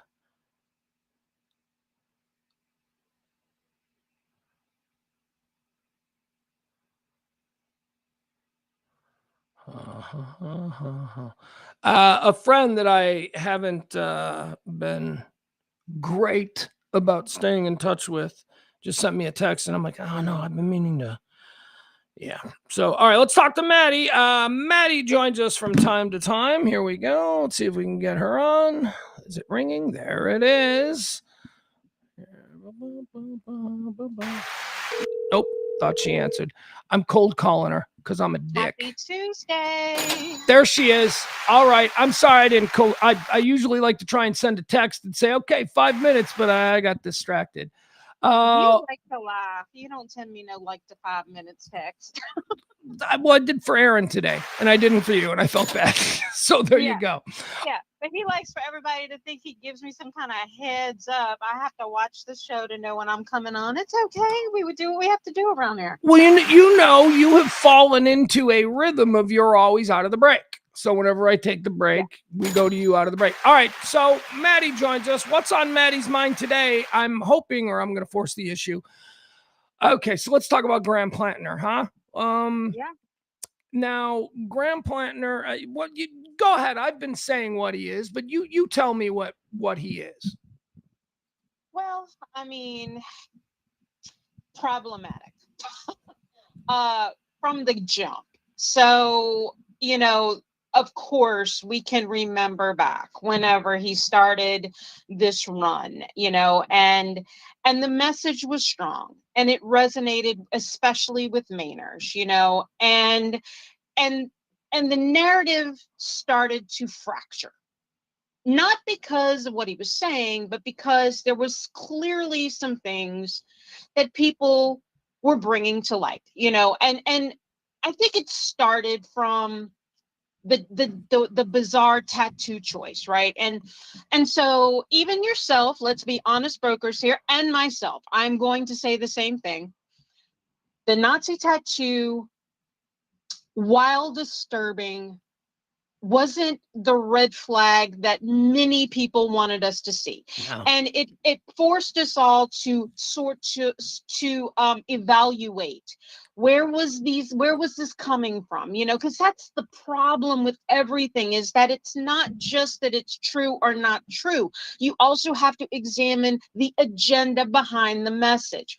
And it seemed clearly on its face like it was, Republicans trying to discredit.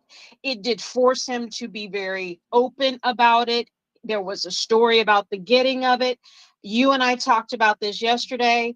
Quite frankly, I had never even heard the word totem cough until the Graham Platner thing. Call me now way more aware of all of the different Nazi symbolism that I wasn't aware of before, but we got an education, right? We all got an education about Nazi symbolism. Okay. Then it moved into some really troubling backstory about his military experience. And it wasn't just that he served in the military. He was a contractor that went back and forth over there and did what is referred to in many circles as black water ops and things like that. So that creeped up on us a little bit too, and everybody got a little weird about that. And yet he swatted down all of the dissenters and said, no, guys, I'm a better guy than that. Then a couple of weeks ago, as this, the culmination of this primary was rolling up and it was looking like he was coming out strong against Susan Collins, who is by all definitions a literal demon. And people were, it was obvious that the footing was shifting out from underneath her. Then we saw these stories start to get shared. Again, seemingly, if you have to look at the messaging and the angle it was being presented from, in those moments, that initial first story that started to come out was from a political operative, somebody who you could easily believe had means or reason to smear campaign against him, someone that was maybe even a plant from the Republicans in order to besmirch him in some way so that this would be, a black eye, so to speak. Until this week.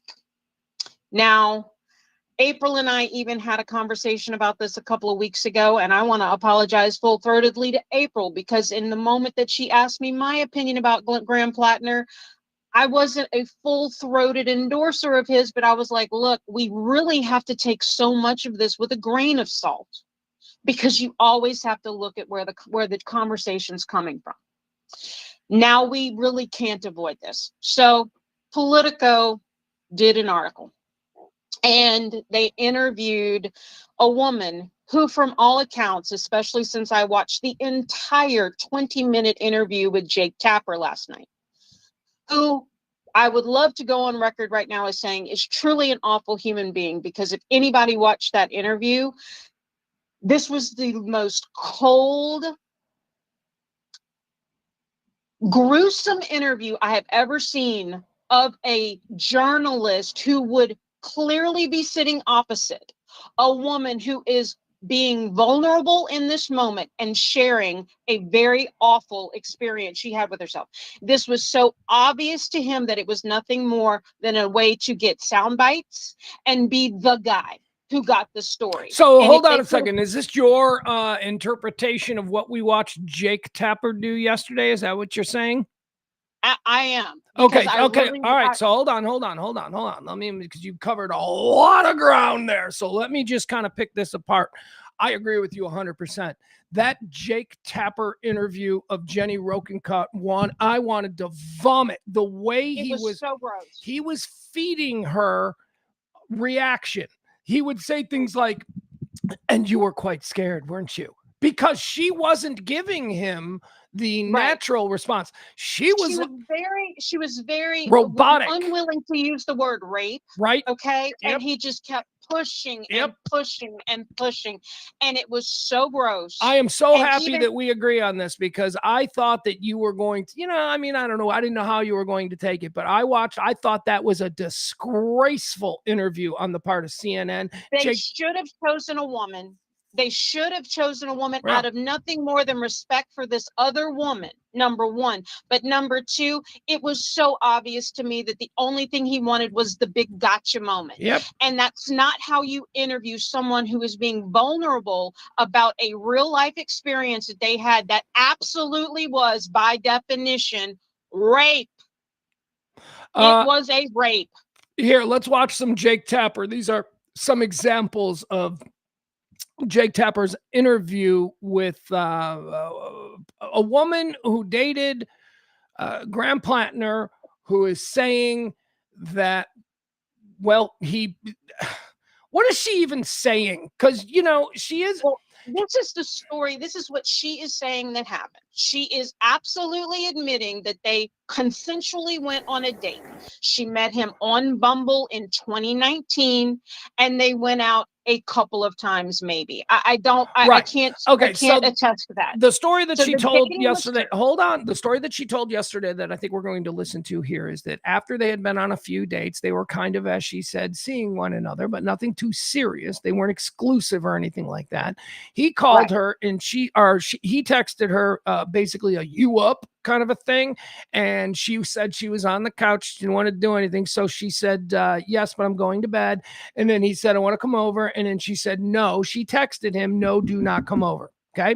Then a little bit of time passes and she hears somebody rustling about on her front porch and she sees that it's him. Now she admits my door was unlocked. He was in her house. No, he came inside of her house. Yes, because her door was unlocked. Okay. Unlocked. So he comes in. Well, women, you gotta lock your doors. And he was intoxicated. And he was intoxicated. Drunk. And remember, she sent him a text that said, no, don't come over. Okay. Don't know if he received it, whatever. It doesn't matter. It's a red flag that this dude is just showing up and, hey, you here? Like he's drunk and he's showing up. And then it's also a red flag, whether or not she locked her door, although she should have locked her door. She didn't. It's also a red flag that he would just walk right in. Okay.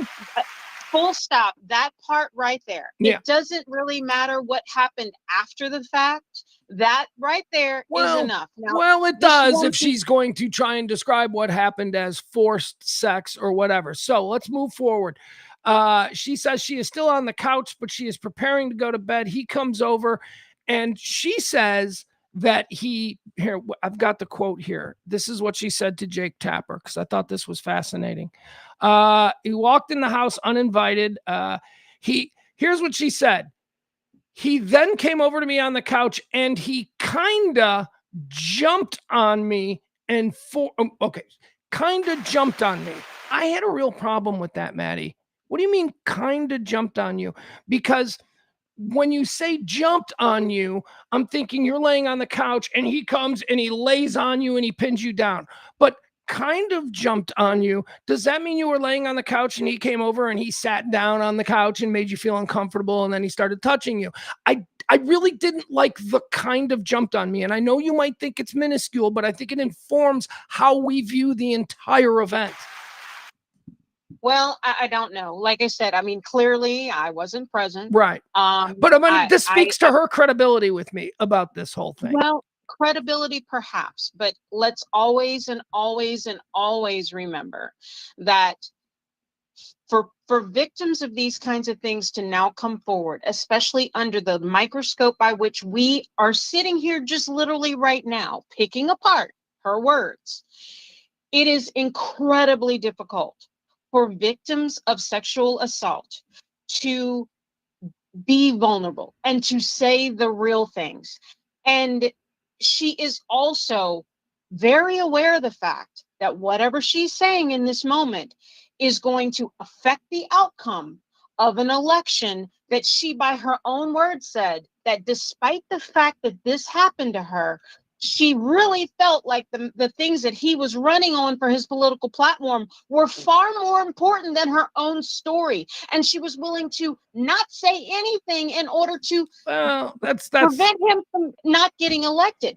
So, I mean, whether that's genuine or not, the problem is that we don't create safe spaces for people to be really honest and genuine about the things that happen to them. And certainly Jake Tapper is not doing that either. Okay, so she, in I believe, as a logical, normal person just watching this story unfold, because she says, but I would still vote for him, that tells me that she doesn't think he raped her. She doesn't think he's a rapist or any kind of a danger to society, which is, why his political career is probably going to be ended. Yet it's being presented by Jake Tapper like, we've got this great story. He's a rapist. He's a terrible guy. When even the woman here, Jenny Rokencoat, who we're watching, doesn't seem to be all that horrified by him. She said she would vote for him. Let's listen to her for a second here. I want to play a couple of these clips. There are going to be Democrats who say, I believe you, but I don't care. I'm going to vote for him anyway. I'm going to vote for him anyway because we need a progressive voice in the United States Senate. Are you going to be okay with that? Are you going to be okay with that? Are you going to be able to handle that? I'm not saying it's the right answer or the right response. But No, I have friends who feel that way. And that's been a hard pill to swallow. And I guess I need to not ask potentially. Maybe I need to not ask in order to not care what they do. I understand that the state of our political environment is so much so that we need a lot of change. And he's offering that change. And, you know, I'm not mad at anyone who has voted for him all along. If he wasn't who he was, I would be voting for him as well. And going forward, I don't know what's going to happen. There are going to be Democrats who say, All right, there you have I it. believe you, but I don't care. That's exactly what we were talking about. Now, to me, she doesn't sound like somebody who thinks he's a monster, yet CNN would like to present this like we're on the verge of electing a monster because that's what sells. Jake Tapper disgusted me yesterday. I just thought it was very gross. And like I said, I can't speak for the woman's personal experience. What I can say is that as a woman, I have had similar experiences. And these things are never easy to talk about. They very rarely get reported to police, to law enforcement, because of the fact that women routinely, or victims, because we know it's not just women. Let me redact that. Victims routinely do not report sexual assault because they are questioned. They do not feel safe. They do not feel like their story is going to be meaningfully investigated. And so I do not want to discredit her in any way. What she did in this moment had to have been extremely difficult. The words she chose in that moment are just simply the words she chose. Now, for me personally, as a woman who lives alone, I am home often by myself, sometimes during the day, sometimes at night. Sometimes my front door is unlocked because I go downstairs, check for a package, come back upstairs, forget to lock it back. I do not believe that the sanctity of one's own home, whether that door is locked or not, should be violated.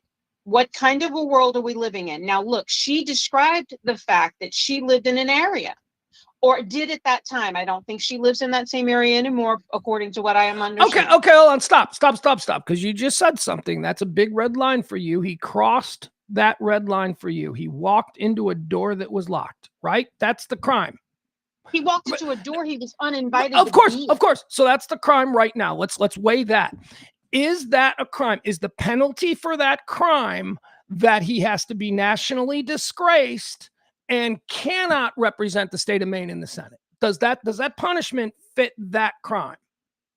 That to me is a huge red flag, that he did that after being told no. Okay.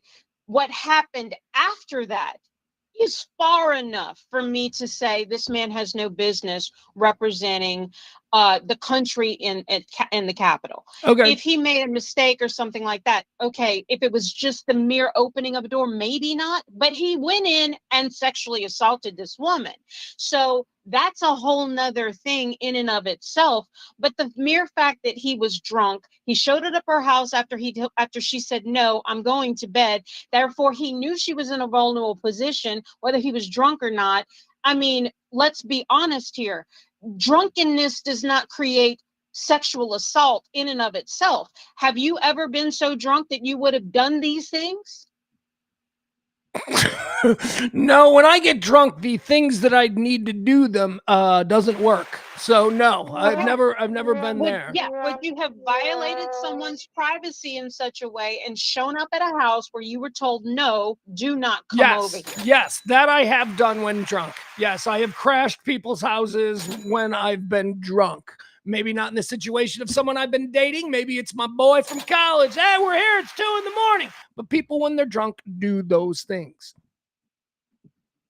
Showing up at your buddy friend's house where you have kind of an open invite or know there's a safe space for you to crash on their sofa is certainly one thing. Okay, so so you're saying there's a distinction between that relationship with another human being and one of a girl you may have dated a couple of times and been texting with earlier. I'm not pushing back. I'm just trying to make sure what you're saying is clear. not only texting earlier, but she said no. The word no means no.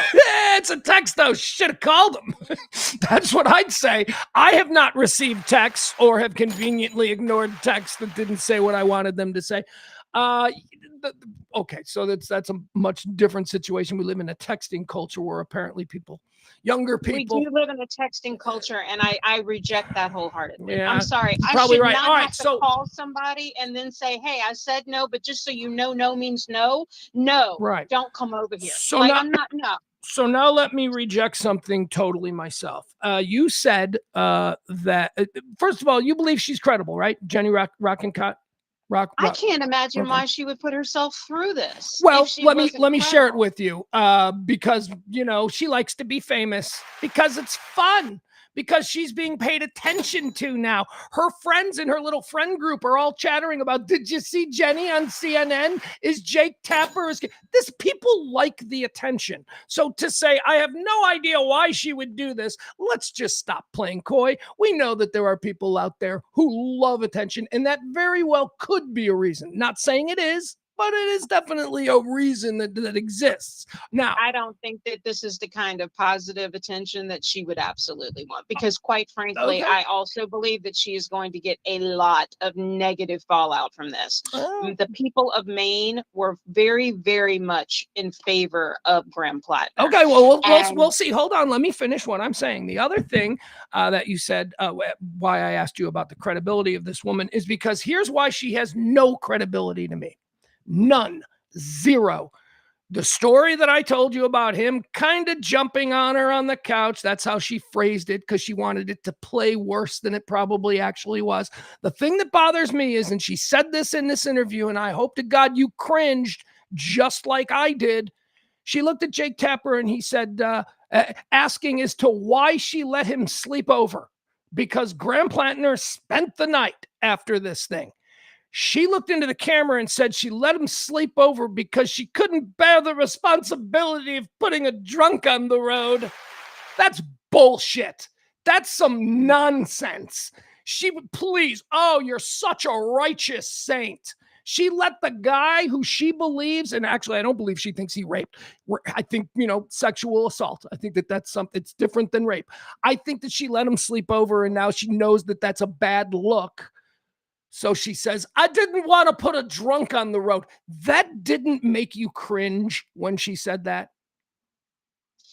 It didn't. It didn't. And here's why. Because I'm a woman.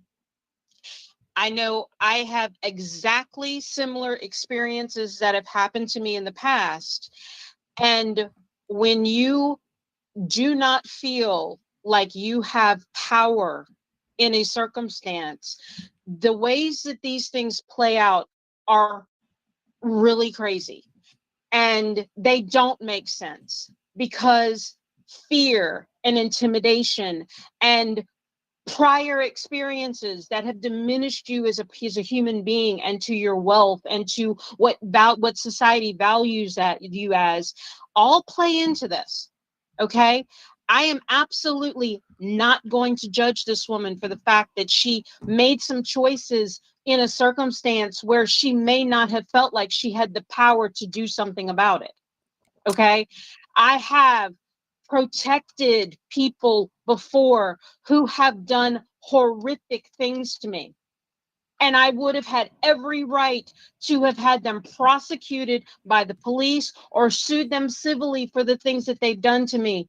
But when you do not feel like you have power to do these things, or when you feel like you are diminished in the world, you often make bad choices. And this is a choice, and it was made. And the one thing I do regret for her is the fact that she actually had to share this story, which seems extremely personal to her and private. And it's a shame that it's come to this, and that the human on the other side of this put her in this position and interviewed her in such a fashion. I'm not sure how this interview could have gone if she would have had a compassionate human being on the other side of it. We might have gotten a far better version.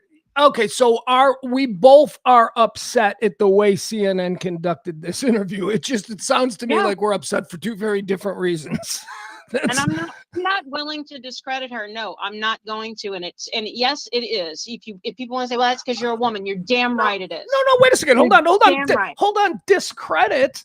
Why does she have credibility to begin with? Why isn't she just a person telling a story? See, this whole thing, we always believe women. They used to say that years ago. That turned out to be nonsense. I mean, just look at the NBA. Go look at the lounge of any hotel where an NBA team is staying, and we can't believe all women, okay? What we do have to do is listen very seriously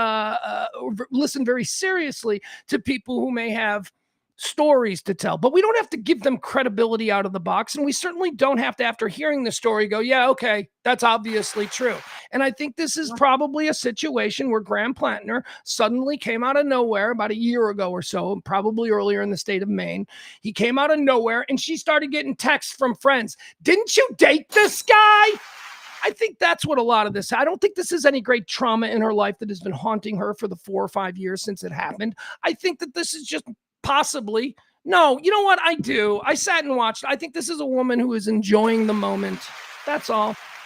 And I think he's a dirtbag. If you want to look like the guy that's saying that about this, then that's fine. Here's the thing. I don't worry about how I look, Maddie. I just am. No, well, and that you're entitled to your opinion on that. Like I said, I just know what my own personal experiences have been, and it didn't ruin me as a human being. And I went on to have other relationships, and I'm a pretty fully formed human being today. I mean, what would you prefer? That this one incident that she had with this man ruined her life and that she was a fucking psychotic person in an insane asylum? No, we're humans. We heal. We move past things. And if she didn't want to do anything about it, then that was also her fucking choice. And I'm going to let her have that. Now, look, I will say this. The state of Maine doesn't have a statute of limitations on sexual assault. So who knows? The district attorney of the state might decide to bring charges against Mr. Platner. So the story that you heard, you've said that you believe the story that we heard in the Jake Tapper interview, you think that's worthy of prosecution and jail time. Because I asked you, I said, okay, coming in uninvited, that's the first thing. Possible.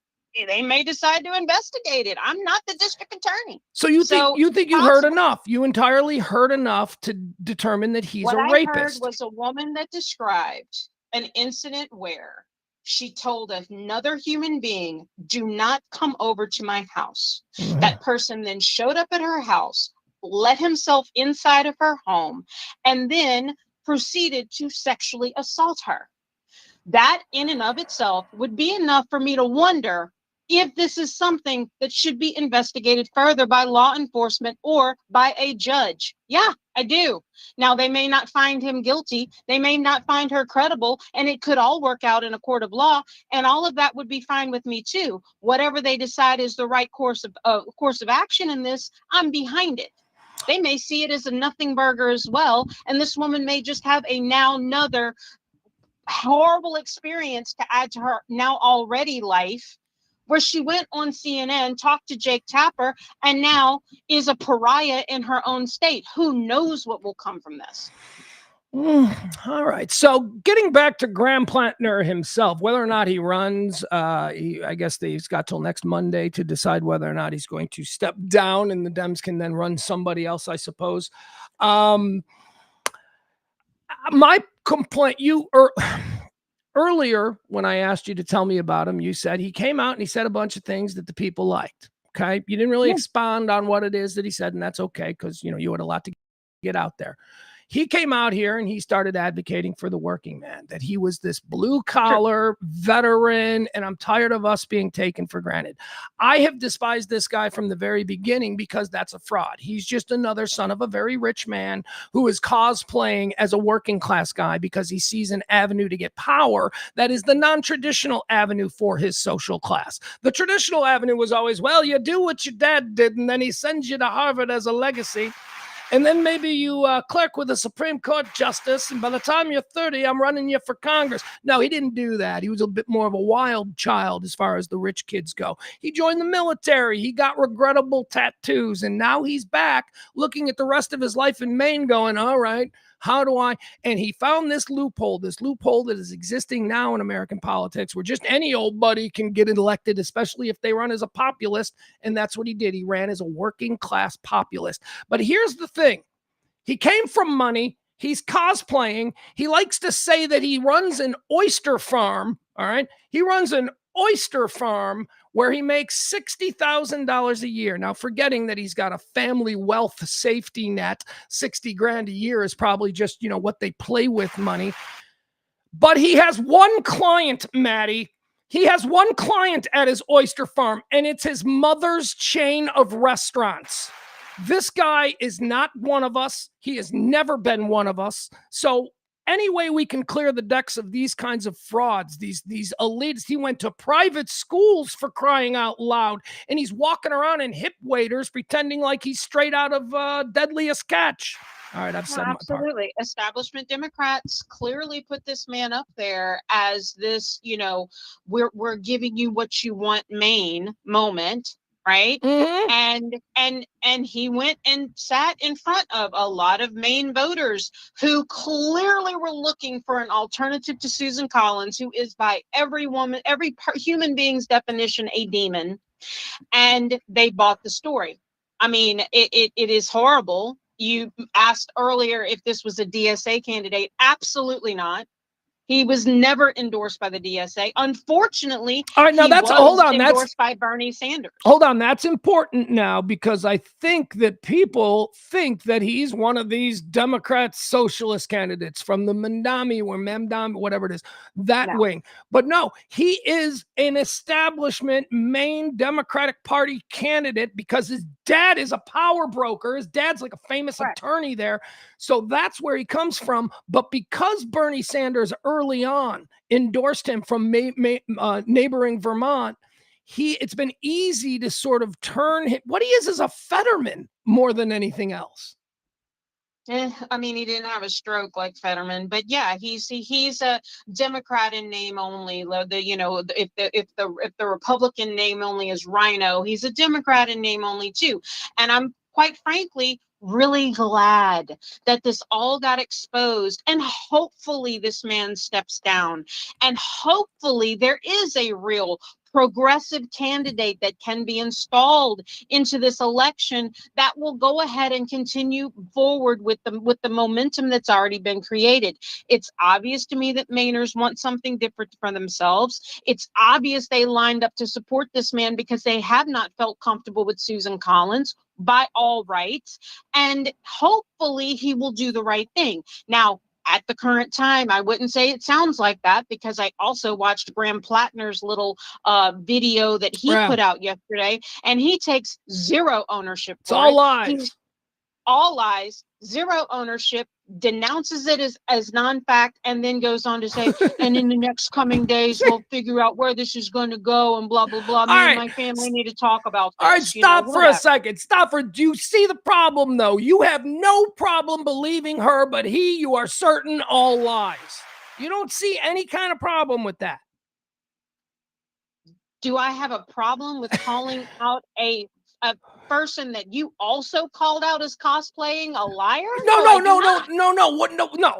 Different things. I mean, do I think he's a rapist who the women of Maine need to be protected from? No, he is a fraud. But those are two different things. People are very complicated. They've got a whole bunch of different colors to their personal rainbow. So you're saying that he can cosplay as an oyster farmer, yet I should also believe all of the words he says? No, it's a different. He's not talking about oyster farming. He is responding to the woman who you have stated you completely believe. You completely believe her, and you don't believe him. That's all I'm pointing out, is that you are really sure that he's lying and that she is telling the truth. And that's where the disconnect between you and me are. I don't know who's telling the truth. I have no idea. I mean, he's been downplaying a lot of stuff and making up a lot of excuses for some really bad behavior throughout his entire life. including and not limited to this current, now not one, but multiple accounts of problematic dating experiences, toxic masculinity in its full form, in every possible fashion.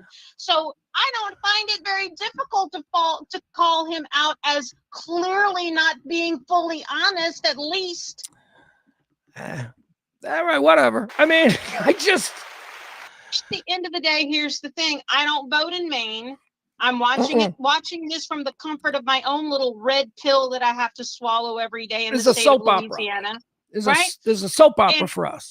And yes, I'm digesting it on some level, but I would also like to point out that at no point, despite the fact that this man called himself a progressive voice for Maine, was he a DSA candidate. And no, we never fully endorsed him. So I'm not a blue pill here. I'm not a vote blue no matter who person. And no one from my camp, which is the DSA camp, ever had this guy on our fucking dance card. Period. Full stop. There you go. Distancing, the distancing of Grant's. All right, we got to run. This is 33 minutes. What's happening tonight? What are we doing? Yeah, we're gonna get on the air around 7:30. We're probably gonna talk about some more Graham Platner stuff, but we're gonna talk about some Mitch McConnell stuff too, and some other things. Before we get off though, I did want to bring everybody up to speed on Euro Kelsey. She has arrived in Hawaii. Who's that? Oh, the rower girl. Yeah. Okay. She didn't get eaten. She made it. That's not the outcome. Good for her. Good for her. Yeah. But it would have been news if she got swallowed by a wave or something. But no, stop it. It's true though. She made it. She finished. Let's see. I'm on her website right now. Let's see. She, I think she did break the record. So let's see. She made it there, I think, yesterday she made it on the 4th. So she landed in Hawaii on July 4th. Isn't that amazing? And she started her journey on the 22nd of May. So I think the record was 87 days or something like that. So yeah, she broke the world record. And I think that's amazing. And I'm very proud of her, and good for her for doing all that. That is extremely difficult. And even though Pugs would argue that doesn't further humanity in any way. What are we going to do? What do we build off this? We can't build off this. This is just her. This is just not, look, it's cool. I'm glad. If I was a friend of her, I'd be like, I'm glad you survived. But I mean, it's not, just saying. So I'm really glad you said that again. Because after you said it, I thought, is that true? Is it true that this is a selfish, self-aggrandized, maybe just she likes to be, this is her hobby? Personal achievement. It's a personal achievement. Right. Yeah. Well, even if we just chalk it up to that. So I did some research, Pugs, and you compared this, and I would say we compared this together. Is this different or more significant, or the self-aggrandizement versus what putting people into space is? And you said, well, the reason why I'm really about space is because it furthers humanity. Okay. Oh yeah, space is without question far more important than this. Okay. It doesn't match up. According to your source. I did some research, and guess what I found out? I found out that NASA and scientists and psychologists and all kinds of people actually study people like Kelsey for space travel, because she had to be out there by herself. Oh yeah, exposure to the elements and being tough and all that. Sure, all right. Isolation, all kinds of things, and that they use the data from this sorts of things in order to understand better how people who are in space, especially on solo missions, would be affected by extreme long-term isolation. Yeah. Not to mention, all the exposure, like you said, to weather and elements and things like that. So that is one aspect of this that does further science and absolutely helps with the thing that you're very passionate about, which is space travel. But also they use it to study more than just that. They while these people are out there, they take samples of water so that they can study how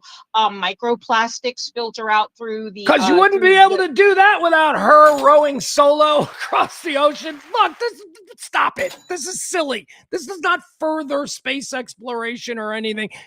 Stop it. I appreciate you did the research. Yes, NASA over time. You ever see The Right Stuff? When they go out and they look for the first astronauts, the Mercury guys. What do? They look for crazy thrill seekers, wing walkers, crop dusters, test pilots. Yes, they like crazy people who do crazy shit. That's what they make astronauts out of. Although not anymore. Now we make astronauts out of like Chinese guys who spend like 22 hours a day in a lab. It's all scientists now. It's not the cockpit jockeys no more. No more test pilots. Yeah, but like my point is that when a person like this does that, then they will study how that affects her in order so they can better understand how the same thing happens to people who travel in space. So what she did do I'll give you was that. Provide information. I'll give you that. All right, but she didn't need to do. It's not like they would never have gotten the information if she didn't do this. All right. I love you. We'll talk later tonight. It's Maddie. She joins us from time to time. Follow me, follow her, follow me. I'll let you know when we're going to be appearing. She's got a new stream coming on, and I'm going to be the first guest hanging out with her. It'll be fun. First guest tonight. We're going to talk about all kinds of things. We're going to talk about Trump a little bit. We're going to make fun of him, because while Pugs rejects the petty, we do not reject the petty on my stream, which is called Listen to Auntie Baby. Right. And Listen to Auntie Baby. Auntie will talk about Trump, and we will be petty. I will get petty. I'm relishing the opportunity to get petty. Just shit that I don't bring on this show, but yeah, I'll get petty with you. All right, we'll do that tonight. 7 what time? What we say? 7:30. 7:30. All right, like, follow, subscribe, all that stuff. We'll tell you how to find it. I'm not sure how this works, but it'll be fun. I think we're going to have a good conversation. I think it's going to be good. All right, thank you, Maddie. We'll talk later. All right. Bye. There she goes. All right. Yeah, you do a podcast or something, I'll come on. Why not? Love it. Hold on. Did Lacey respond? She didn't respond. I was like, I should just call Lacey. It's Lacey G. She has called me twice. Like, I hope she doesn't need bone marrow or something, because I would give Lacey bone marrow. But she's like called me twice over the last couple of months, and I haven't responded. I just didn't call her back. Don't know why. It's nothing personal. She wouldn't be wrong to be like, why is he being a dick? Why won't he call me back? So she sent me a text today that said that, oh, you don't return phone calls, maybe a text. And I was like, oh, okay, I'll return the text. Sorry. Hope she doesn't need bone marrow. Let's see. Probably too late for that now, right? Okay, let's see. Where else are we? What else do we have here? Let's run through today's show. I got so much more that I wanted to get into, but okay, how about this? This is fun. John Oliver, I don't watch his show. I do like him as a comedian. I loved him on The Daily Show. I enjoyed him on Community. I've seen him in a number of other things as an actor over the years. I like John Oliver. Don't like John Oliver's show. I used to, but it gives me tired head now. And I'm like, oh, every week John Oliver gives you something new to be upset about. And I can't. It's why I don't watch The Daily Show anymore. It's why I have gone back to watching Bill Maher, because that show has sort of morphed into something different that I'm starting to enjoy. Anyway, John Oliver, I do think he's immensely talented and incredibly funny. John Oliver apparently has been doing an ongoing bit on his HBO Max show. Is it HBO Max? He's been doing an ongoing bit since March, where he's been sort of campaigning on his HBO show for some daytime soap opera to cast him in a dramatic role. Okay. So apparently this is in response to Stephen A. Smith. Stephen A. Smith is like a regular on, is it General Hospital or something? And he has been for like 10 years. Not every episode, but like every couple of months, Stephen A. Smith plays a character. Here's what it says. John Oliver, let's see, during a March 8th, 2026 episode of Last Week Tonight with John Oliver, Oliver ran a segment highlighting his lifelong love of daytime dramas. He pointed out that Stephen A. Smith had been playing a recurring character named Brick since 2016 and admitted that he was completely envious of this. To fix this, John Oliver issued an impassioned on-air plea directly to the soap opera community, officially offering himself up for a guest spot. He laid out a very specific list of creative conditions for anyone willing to cast him in their soap opera. Here's what he wanted. No self cameos. he adamantly refused to play himself and insisted on portraying a fictional character. The second thing that he said he needed, a ridiculous name. He wanted his character to have an absurd soap opera style name. And 3, he wanted his character involved in high drama. He demanded a juicy storyline involving murder or slapping or being slapped or being someone's long lost something. He wanted to get slapped. He wanted to be somebody's something.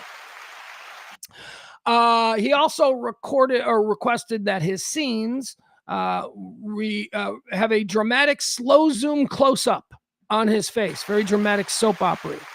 So General Hospital saw this episode, and General Hospital said, "Yeah, we'll bring you on. Why not?" So I guess a 3-episode John Oliver story arc has commenced over there on General Hospital. I don't really watch these things. You know who does? My mom. My mom, I think, has seen every episode of General Hospital that has ever aired. She watched, I believe that we had a VCR, fairly early. You know how like when new technology is introduced to the family, it's always like, well, my friend's got one, and we don't have one yet. And then suddenly we got one. All right, we were pretty early with the VCRs.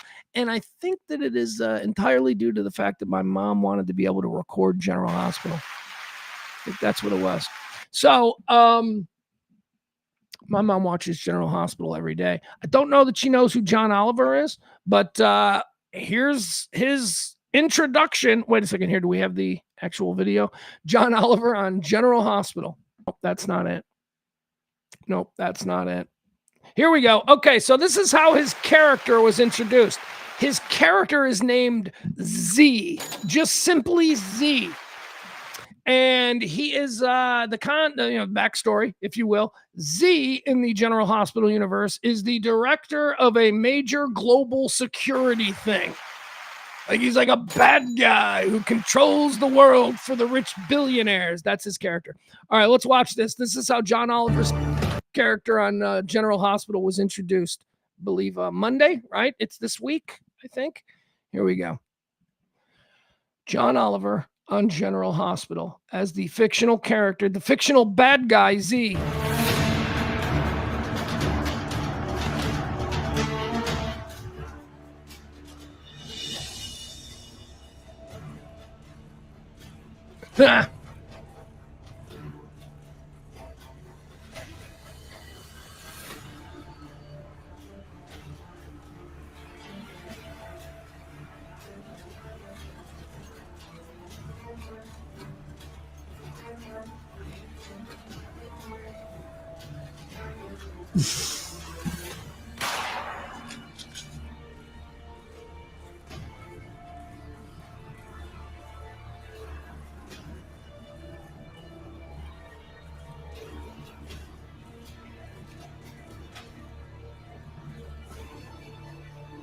So is this what soap operas look like now? They're outside? Like soap operas are always inside, right? Or when it's supposed to be depicting outside, it's always clearly inside, just decorated to look like they go outside?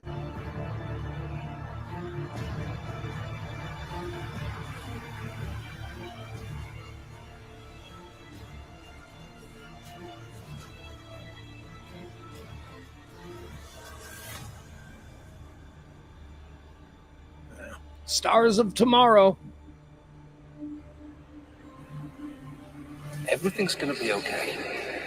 I'm here to help.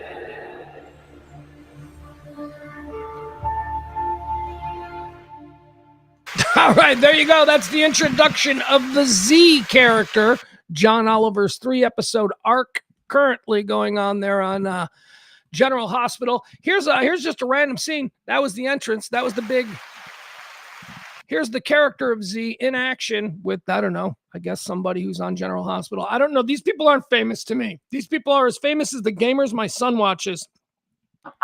However, they're like superstars to my mom and anyone who's been watching this show for the past 60 years.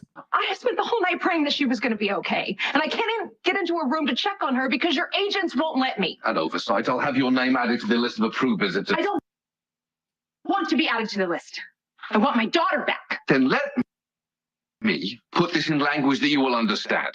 That ain't gonna happen. Okay, so the slap got ruined because it's buffering. Anyway, there you have it. Praying that she was going to be okay. That's it. And I can't even. That's John Oliver. That's he's doing General Hospital because the world is a weird, weird place. Should we do the? Let's do some fireworks videos. Let's do that. Let's do the fireworks videos, and then we'll do like we'll do Can't Beat Fun at the Old Ballpark, and then we'll get out of here today. I do want to thank one more time our July heroes. These are the people who help support this kind of talk radio, non-political, just fun, everyday working class perspective. I don't care if you're a Republican or a Democrat. I care that you're pissed about shit that's happening because it's all clearly targeted against us. Thank you to Maddie. She's always there to support. Peter supported. Barney supported. Mike D supported. Leslie C supported. Have you help the show out? Please drop a little something in the Venmo or the Cash App. It is how we exist. All right. So some people, these people all still exist. Although, these are fireworks people. So their lives can always be snuffed out in, an instant. Fireworks people come in all shapes and sizes. Sometimes fireworks people have a lot of money. Sometimes fireworks people have no money. But they seem to have money for fireworks and cigarettes. That's what poor people always have money for cigarettes. As I say, it doesn't matter what you are. It doesn't matter what color you are. If things go boom, sometimes you're just a human male who likes that. And again, doesn't matter about hair color. Doesn't matter about what God you pray to. Sure as shit doesn't seem to matter about skin color. So let's do it. Here we go. First up, we're going to do a whole bunch of these. We'll call them firework oopses. First in the barrel, we're going to put the black community. This is a backyard barbecue party. These people are fireworks people. And let's watch what goes wrong here. Hold on. Here we go. All right. Fireworks oops. See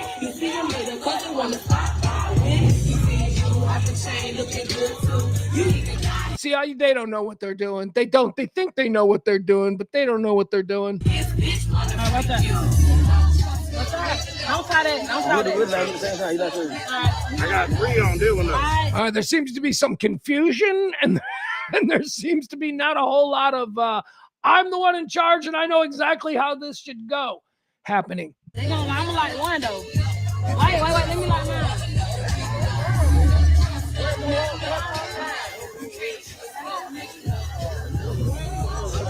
All right, so let me explain what's going to happen here. Both wicks will not ignite at the same time. One of these Roman candles will ignite first. That will cause the other ones that are tethered to it to fall over on its side. Had I been at this party, I'd have pointed that out, but I wasn't at the party. Oh, there you go. Now it's on its side. The first ones went off, and now the other ones are, because they weren't tied together. Only the wicks were tied together. You dumbasses. Oh, yeah. Oh, it's just firing on the party. All right, that's going to happen. There you go. That was the first fireworks. Oops. Let's see. Here's another one. Okay, here's another one from the black community. Our black friends love fireworks. Who doesn't? It's not a black thing. And you know what else isn't a black thing? Can I just tell you what else isn't a black thing? Watermelon. Why is that a thing? Why are people like, oh, what are you, a black guy? You like watermelon? Everybody likes watermelon. How did that become a thing for them? All right, here we go. Everybody also likes fireworks. This is another one for the black community, a fireworks oops. Let's see what the problem is here. This one is not a backyard edition. This is a driveway edition. Here we go. See, like it looks like nobody is worried about the structural soundness of these. They're just like, this will stay upright. There we go. That'd be a falling game. Yep. See, now it's falling because they don't stay up. That's why they're called bottle rockets. The bottle. See, it's supposed to go. Well, these aren't bottle rockets, but it's why you put the bottle is the stationary. Okay.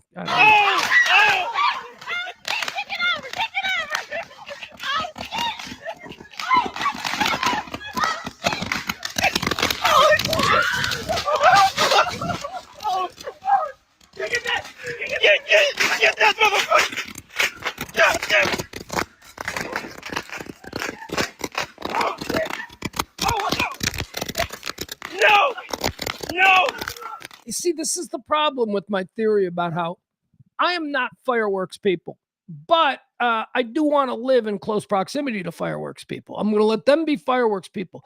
Here's the flaw in my system.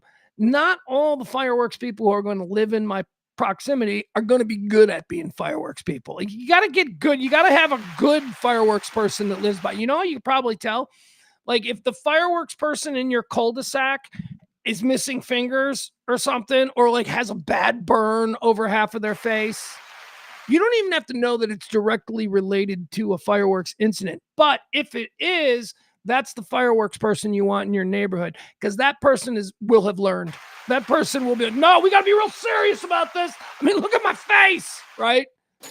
But, you know, handsome people who are calling themselves fireworks people, I'd be sus. These people are not fireworks people. Get the water. Oh, oh shit. You gotta laugh. And at least they were laughing. All right, there you go. Those were 2 entrants from the black community. How about we do some Mexicans? Yeah, let's do a Mexican version of fireworks people. Here we go. What is the situation here? This one.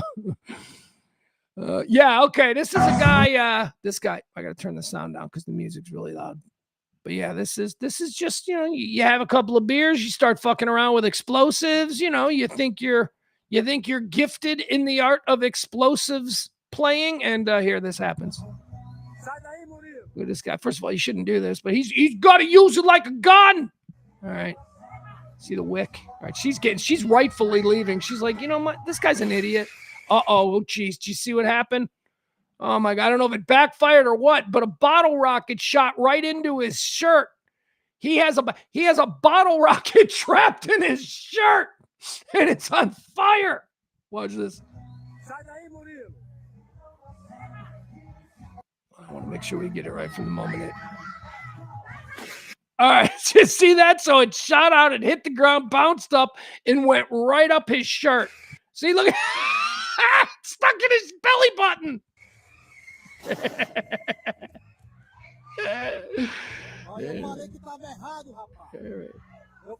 You okay?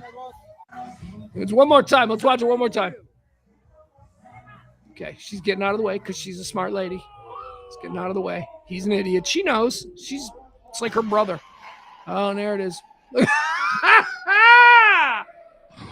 Oh, boy. Oh, boy.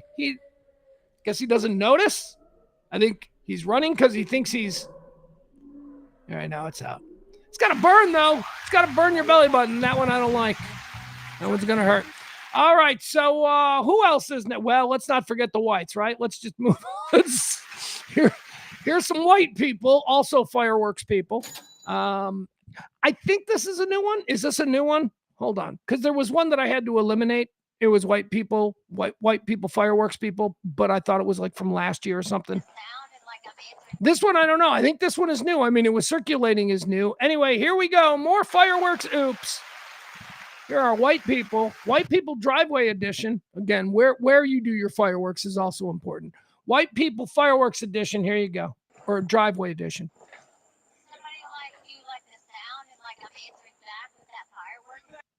Okay, she's talking. All right. Did you hear it? Oh, geez. Okay. You see this laser? Good Lord.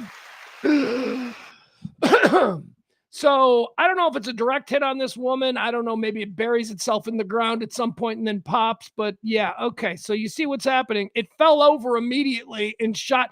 Fireworks people, man. Again, you got to make sure you're with good fireworks people. Did you hear it? Oh my God! This fucking idiot. Dig these people. These are the ones. These are the baller cousins, man. They ain't afraid of nothing. Look at them. They're just sitting here. Everybody else leaves. They're just sitting here.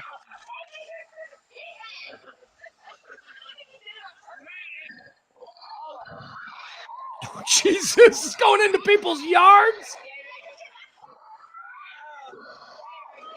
Jeez. All right, now even Dad's like, all right, this is out of control. I don't know what I did here.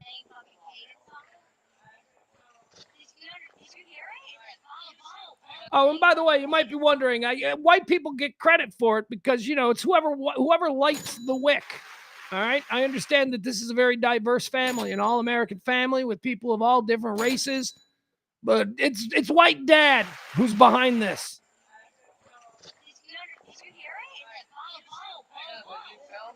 Jeez.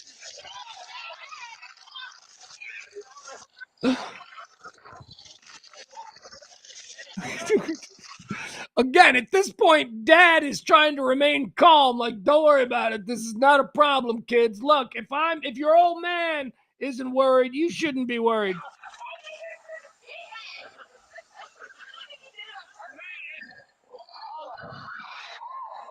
Okay, did you see that truck drive by? Like, is there this truck right here, is there a world where one of these shoots up into its taillight and explodes the car and now people are dead? Oh, geez. Dad's still pretty Dad's not confident anymore. Dad now is wondering what's happening. He's trying to be an alpha. Nah, he's like, fuck that, man. He's like, I'm out. All right, Dad admits defeat. Had no clue what was happening. All right, we got one more here. This one, I don't remember what it is, but I think I labeled it Ultimate Whites. So here you go. Here's another white fireworks, people. Hold on, let's see. Oh, yeah, this one's good. All right, here you go. This is Ultimate Whites in our little racial bingo fireworks oops-a-palooza that we're doing here. All right, here we go. Now we saw whites. I hope you appreciate that I presented to you backyard blacks, driveway blacks, backyard whites, driveway whites. All right, two completely different. Because I feel like if you're doing it in the front, you're putting everybody's house at risk. I feel like, I don't know. Anyway, here's a little backyard whites, and this might be the ultimate one. Here we go. All right, he's walking away. He's got something going on here. Oh, geez, here it goes. All right, look at that. He's just in awe. Thing go boom. Fire, go boom. All right, so he's doing, oh, Jesus. Now we got one rogue. He doesn't notice, or he does. There it goes. Oh, he's lighting up the neighborhood. Actually, it's just the backyard. That's not too bad.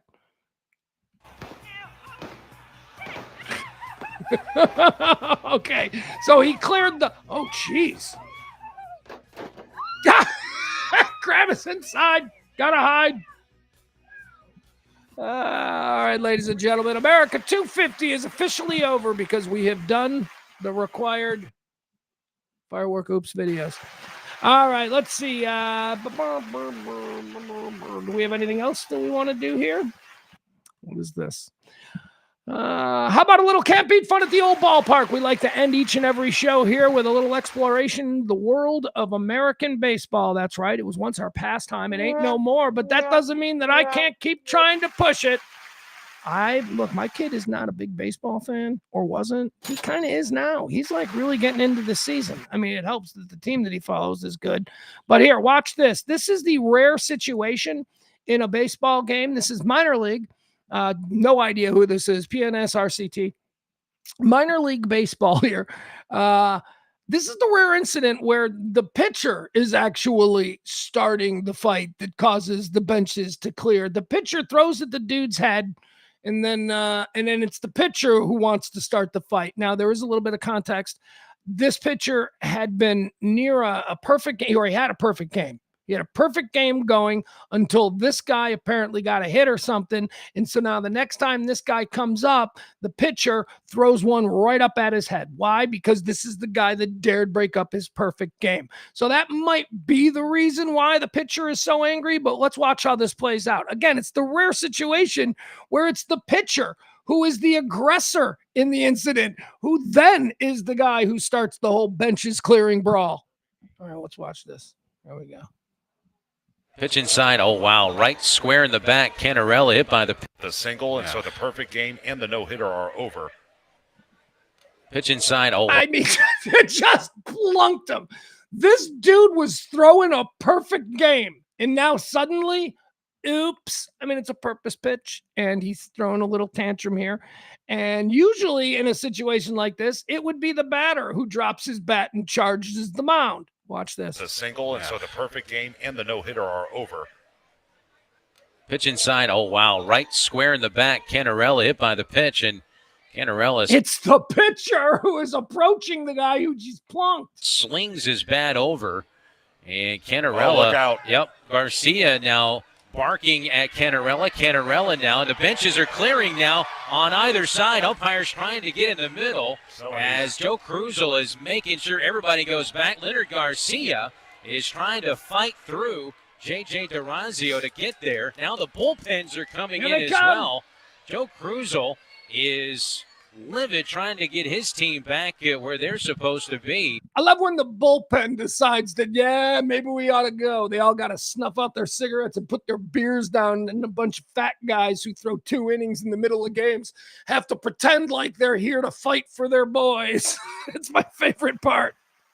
How fast are they run? They never run fast. The middle relievers, the bullpen guys, they never run fast. All right, there you go. Can't beat fun at the old ballpark. All right, folks, thank you so much for hanging out with me today. Again, going to be on later tonight with Maddie. Maddie's got a stream. I'll tell you, follow me on Pugs Moran on whether it's Twitter or Facebook or all that stuff. I'll let you know how and what. I don't understand this stuff, but I'm going to be on with Maddie, her new show tonight. We'll figure out how to get some of you, if you're interested, over there. First guest. I'm very, very excited about that. I don't know what they're going to talk about. She's very left, and I'm very center left. I say center left. I'm not center right. I'm center left. All comes down to the fact that I think women should be able to have choice, and I think that we ought to mind our own business about girls who have penises. I don't know. I guess that's why I'm center left. Other than that, I'm pretty much center. So I'm going to go on her show today, and we'll mix it up. But I will be her guest, so I will be acting. I don't know. I don't know how I'll be acting. Follow me, Facebook, Twitter, all that stuff, and I'll let you know what time and all that. I think she said 7:30. I don't even have her name. She said it so quick. Is it like Auntie? All right.